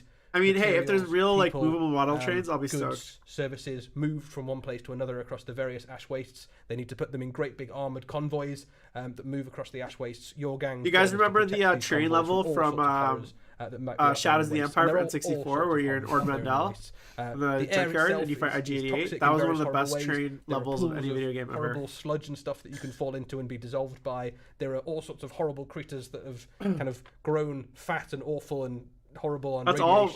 When I see Necromunda, I just think, how could I use these models in 40k? I don't actually think about anything. I've never I've played Necromunda. Don't get me wrong. I just have no interest in the game. For a very exciting expansion. And commerce is the lifeblood of Necromunda, isn't it? They don't make all of these things just for the good of their health. They do it because basically Chaos Cultists, Guardsmen, and like civic duty as dead bodies go outside and scouts. Like I use the Enforcer models as my scouts. If the pay is good, we'll do it. And certainly, if you've never been outside, the idea of seeing the sun on Necromunda probably sounds quite appealing. For all of 5 seconds before you realise that you've been tricked, and the outside of Necromunda is, infinitely worse than even the most awful of the various dives inside. When Judge Dredd with Stallone, when they get kicked out of the city, that's what I imagine it's like. Necromunda, because I remember the 1995 edition of Necromunda. I am the law. Realised, and then I think in 1996 Outlanders came out and said, but this is the weirdest stuff that was still See, now with Ash Waste, though, years this is the great thing about Ash Waste. We're just one step away from Gorka Morka coming back. Because it's Gorka Morka is essentially Necromunda with trucks setting foot outside in the Ash Waste with orcs. So now, the Ash Waste expansion will be called Gorka Morka. Whispered rumours from madmen bursting their way in from outside the hive. Which I'm pretty sure was an expansion for Necromunda. There's a lot of interesting things this brings as well, because one of the main things about the Ash Waste is you can't walk across it. No. So the Ash Waste they used to have a Judge Dredd game, right? You can see the hive in the distance from almost anywhere you are in the Ash Waste. There's always a hive somewhere because the hive is so enormous. You could be 300 miles away from the hive and still see it on the horizon. You've got I think Citadel made Judge Dredd miniatures. Like the original Arbites are based off Judge Dredd. The prospect of vehicular mayhem, effectively in the world of Necromunda, which is pretty cool. Is it Arbites or RBDs? I say Arbites. Bodes well for some cool new miniatures, and you might even have seen some glimpses about what some of those miniatures might be in that trailer, which will be available to watch on the Warhammer Community website. If you want to go and pick it apart. Okay, so we got like a really bad cartoon, which was essentially 4 still images with like some sound overlaid in the Ash Waste in that trailer too. So feel free to speculate wildly, and I'm sure we'll find out much more about it very soon. I mean, the worst part is, Renegade, we haven't actually even seen the book. For the first time today, more we haven't seen a single book. We've just seen the relevant times on the Warhammer Community website. This is not the place to announce when these things will be released. It's the place to be excited about the reveal and the get release hype. Of them. Exactly. Okay, what's next? Give me something. There's loads more stuff that we've already alluded to, hinted at, teased, suggested, shown, flat out said is coming, that will have to come first and foremost. And as is the case, you'll always find these things first on the Warhammer Community website. But yeah, Necromunda Ash Wastes to look forward to. Is that it? For fans of Necromunda, fans of vehicular combat with the same degree of granularity. Don't tell me that's it. In the Necromunda skirmish game. Something to look forward to. Excellent stuff. That's all our reveals, isn't it? That is. What was your favourite? I knew it. I said it was going to be an hour long. It's 11:02 right now. It was Kabanda, because he's enormous. Wow, that was so weak. But it is an exceptional set of releases altogether. Games Workshop. Should we just run through all of the... We not even get like a teaser... refresh of what we've seen today for anyone who's tuned in since we first kicked off. I'm going to check Warhammer Community, because sometimes they do throw up like an extra reveal of all of the rest of the Eldari miniatures. Lovely stuff. Thanks, Raph. So that is the avatar of Kane, his own great self, surrounded by his craft world of checking the Guardians that we've already talked about and shown, Warhammer Community website, Shroudrunners and the Rangers and the Dark Reapers. That was sad. On the right-hand side of the image. Literally, the only cool thing in that entire preview was Kabanda. Above them, everything else we basically knew was coming. Shining Spears. I think the Shining Spears might be my pick, my favourite pick from this, just because they open up an all-plastic jet bike army, which I've sort of wanted to do for probably since I was about 9. Okay, so I'm on the Warhammer preview website. They got the Samhain markings in that sort of camo style, and the camo cloaked scouts on the back of them. So it wouldn't just be. Okay, here we go. Check this out. Listen for a sec. Of biker I'm on the Warhammer Community website, and it says the Eldari releases to look forward to. And then we had there's one more Eldari surprise coming from today's Smorgasbord Warhammer Preview online reveal. So head back to our hub for announcements. And the introduction of the new High Gladiatrix for the Daughters of Cain, the Scriptum Mortis, cursed for telling those inconvenient I wonder truths if about Nagash and how bad he really is. we're gonna And get the Craven Throne Guard tucked away at the back. That's a very exciting unit for Age of Okay, Sigmar give me like generally, not just for Nighthaunt, but it oh yeah, I guess so. change You're right. up, I think maybe the way that people play with and against Nighthaunt, which is pretty cool. Superb. You're right. It must have been the Corsairs. Beautiful artwork on the front of the box as well, as ever. And then his own self, Kabanda, Oh, okay, Demon now we're General just now we're of having Khorne, a circle for jerk. the Horus Heresy. I will think be that's seen it, man. in That's tussle with super lame. Sanguinius as the No, Siege of no Tamriel codex will like unfold itself. I mean, I think updates. we will. It's pretty much No like the semi-final fight of no the Chaos Knights. It's fated to be. Barely any but you AOS. can get hold Kill of team, this we and got one model, recreate not the even a whole antics gang. of Cygnus Prime. Horus Heresy before that single takes place, model. if you so wish. So Kabanda, Super his own super self, lame, guys. my favourite. And then we saw the opening sequence for Interrogator, which can be the next Wow. Warhammer animation. The to follow Bloodthirster was the only thing that so much surprised great me stuff for fans of legitimately. the Eldari. We have But in the craft end, though, builders like, and here's the themselves. thing. Exodite that's It's gonna a be talking Bloodthirster about an when we already Exodite in its own have fashion. You would You'd imagine. like to Scarbrand think, and a but then plastic we'll have Bloodthirster Interrogator, which and will look like Angron. an Interrogator, you'd like to Like, think as well. how So the much- first glimpse of what we can expect Or to not see Angron, and the from Forge World Bloodthirster. female Like, how many more Warhammer Bloodthirsters are they gonna Warhammer. make at this point? And then I feel like we have so many Necromund Bloodthirsters. announcement along with the new Eldar. I feel like we have more Corsair Bloodthirsters Void than- Scar, and you said that you're going to paint that as a parrot. Yeah, I'm on I Twitter I right think now, so, and I have everyone's to. like, I mean, it's "This probably sucks." some kind of mythic Eldar hawk of some sort from like ancient Eldar mythology, but he's a pirate. It's going to be a parrot. It would be fair. It would be rude not to. Well, and guys, I'm that sorry was the that, first suggestion of what the Corsair image that would look like, was a the fusion preview. of various I do Eldari appreciate everyone archetypes hanging out and represented tuning in that tonight. beautiful miniature, and the I'm artwork off that for the accompanies weekend, it but I will be is on the back. front of the I'll post a 13 stream schedule themed for next box week with opponents yet tomorrow. to be revealed. I should be back Information on about that. Tuesday, And then finally, we or just saw Tuesday, the Wednesday, teaser trailer Thursday for next week, Necromunda Ash maybe Friday as well. an expansion of vehicular combat Yeah, out in the Ash Wastes. I think that's Yeah, basically I think it. this is so, a huge thing for Necromunda. I think so. for the stream. Be very Because excited. This effectively GW opens sucks. up, literally opens the horizon. And did not provide us with anything cool. Coming. So, if you're a Necromunda fan, this is probably, I'm going to say, this is probably the most exciting year for Necromunda ever, even including the relaunch. It's a pretty sweet year for Necromunda. Plenty of good stuff to look forward to. Heck yeah, the Wastes! Yeah, seen a lot of excitement in the chat about the Necromunda Ash Wastes, the sort of thing that we've heard about, known it's out there, but we've not been given the freedom to go. Not out. even okay. Give me like one last. That is the end of the Warhammer Preview Online, taken off the back of the LVO 2022. Thank you so much, Eddie, for sharing alright. that with us. I did this anyway, even if you weren't. I wonder if there's like the guys at LVO got like a little extra something, because when I was at Adepticon and LVO, As it should do. we got a little bit of extra. Moderator Notley for keeping order in the chat, helping answer questions as they popped up and emerged. Thanks to everyone for tuning in. If you've missed any of these reveals, I'm sure the rerun will be happening, so it'll be happening again as live as soon as we finish. But all the information will be revealed on the Warhammer Community website, and all the information about when these things will come out will be revealed in the fullness of time at the same place, the Warhammer Community website. We'll be back later on today on Twitch for Hangout and Hobby, 5 o'clock UK time. But for now, the rest of us are probably going to go to sleep because it's pretty early still where we are. So thanks very much for tuning in, and we'll see you again soon. No Chaos Space Marines, no nothing. All right, guys, that's it. Thanks everyone for tuning in. Super lame preview. I will be back on, as I mentioned, Tuesday. Hope everyone has a great weekend. Really appreciate you guys' support. Make sure to like the show on various platforms. Give me a subscription. Throw me a follow. Whatever you guys want. If you're enjoying the content, I'll be back with some hobby and hangout on Tuesday. And yeah, that's gonna be it for the stream. So have a great weekend, and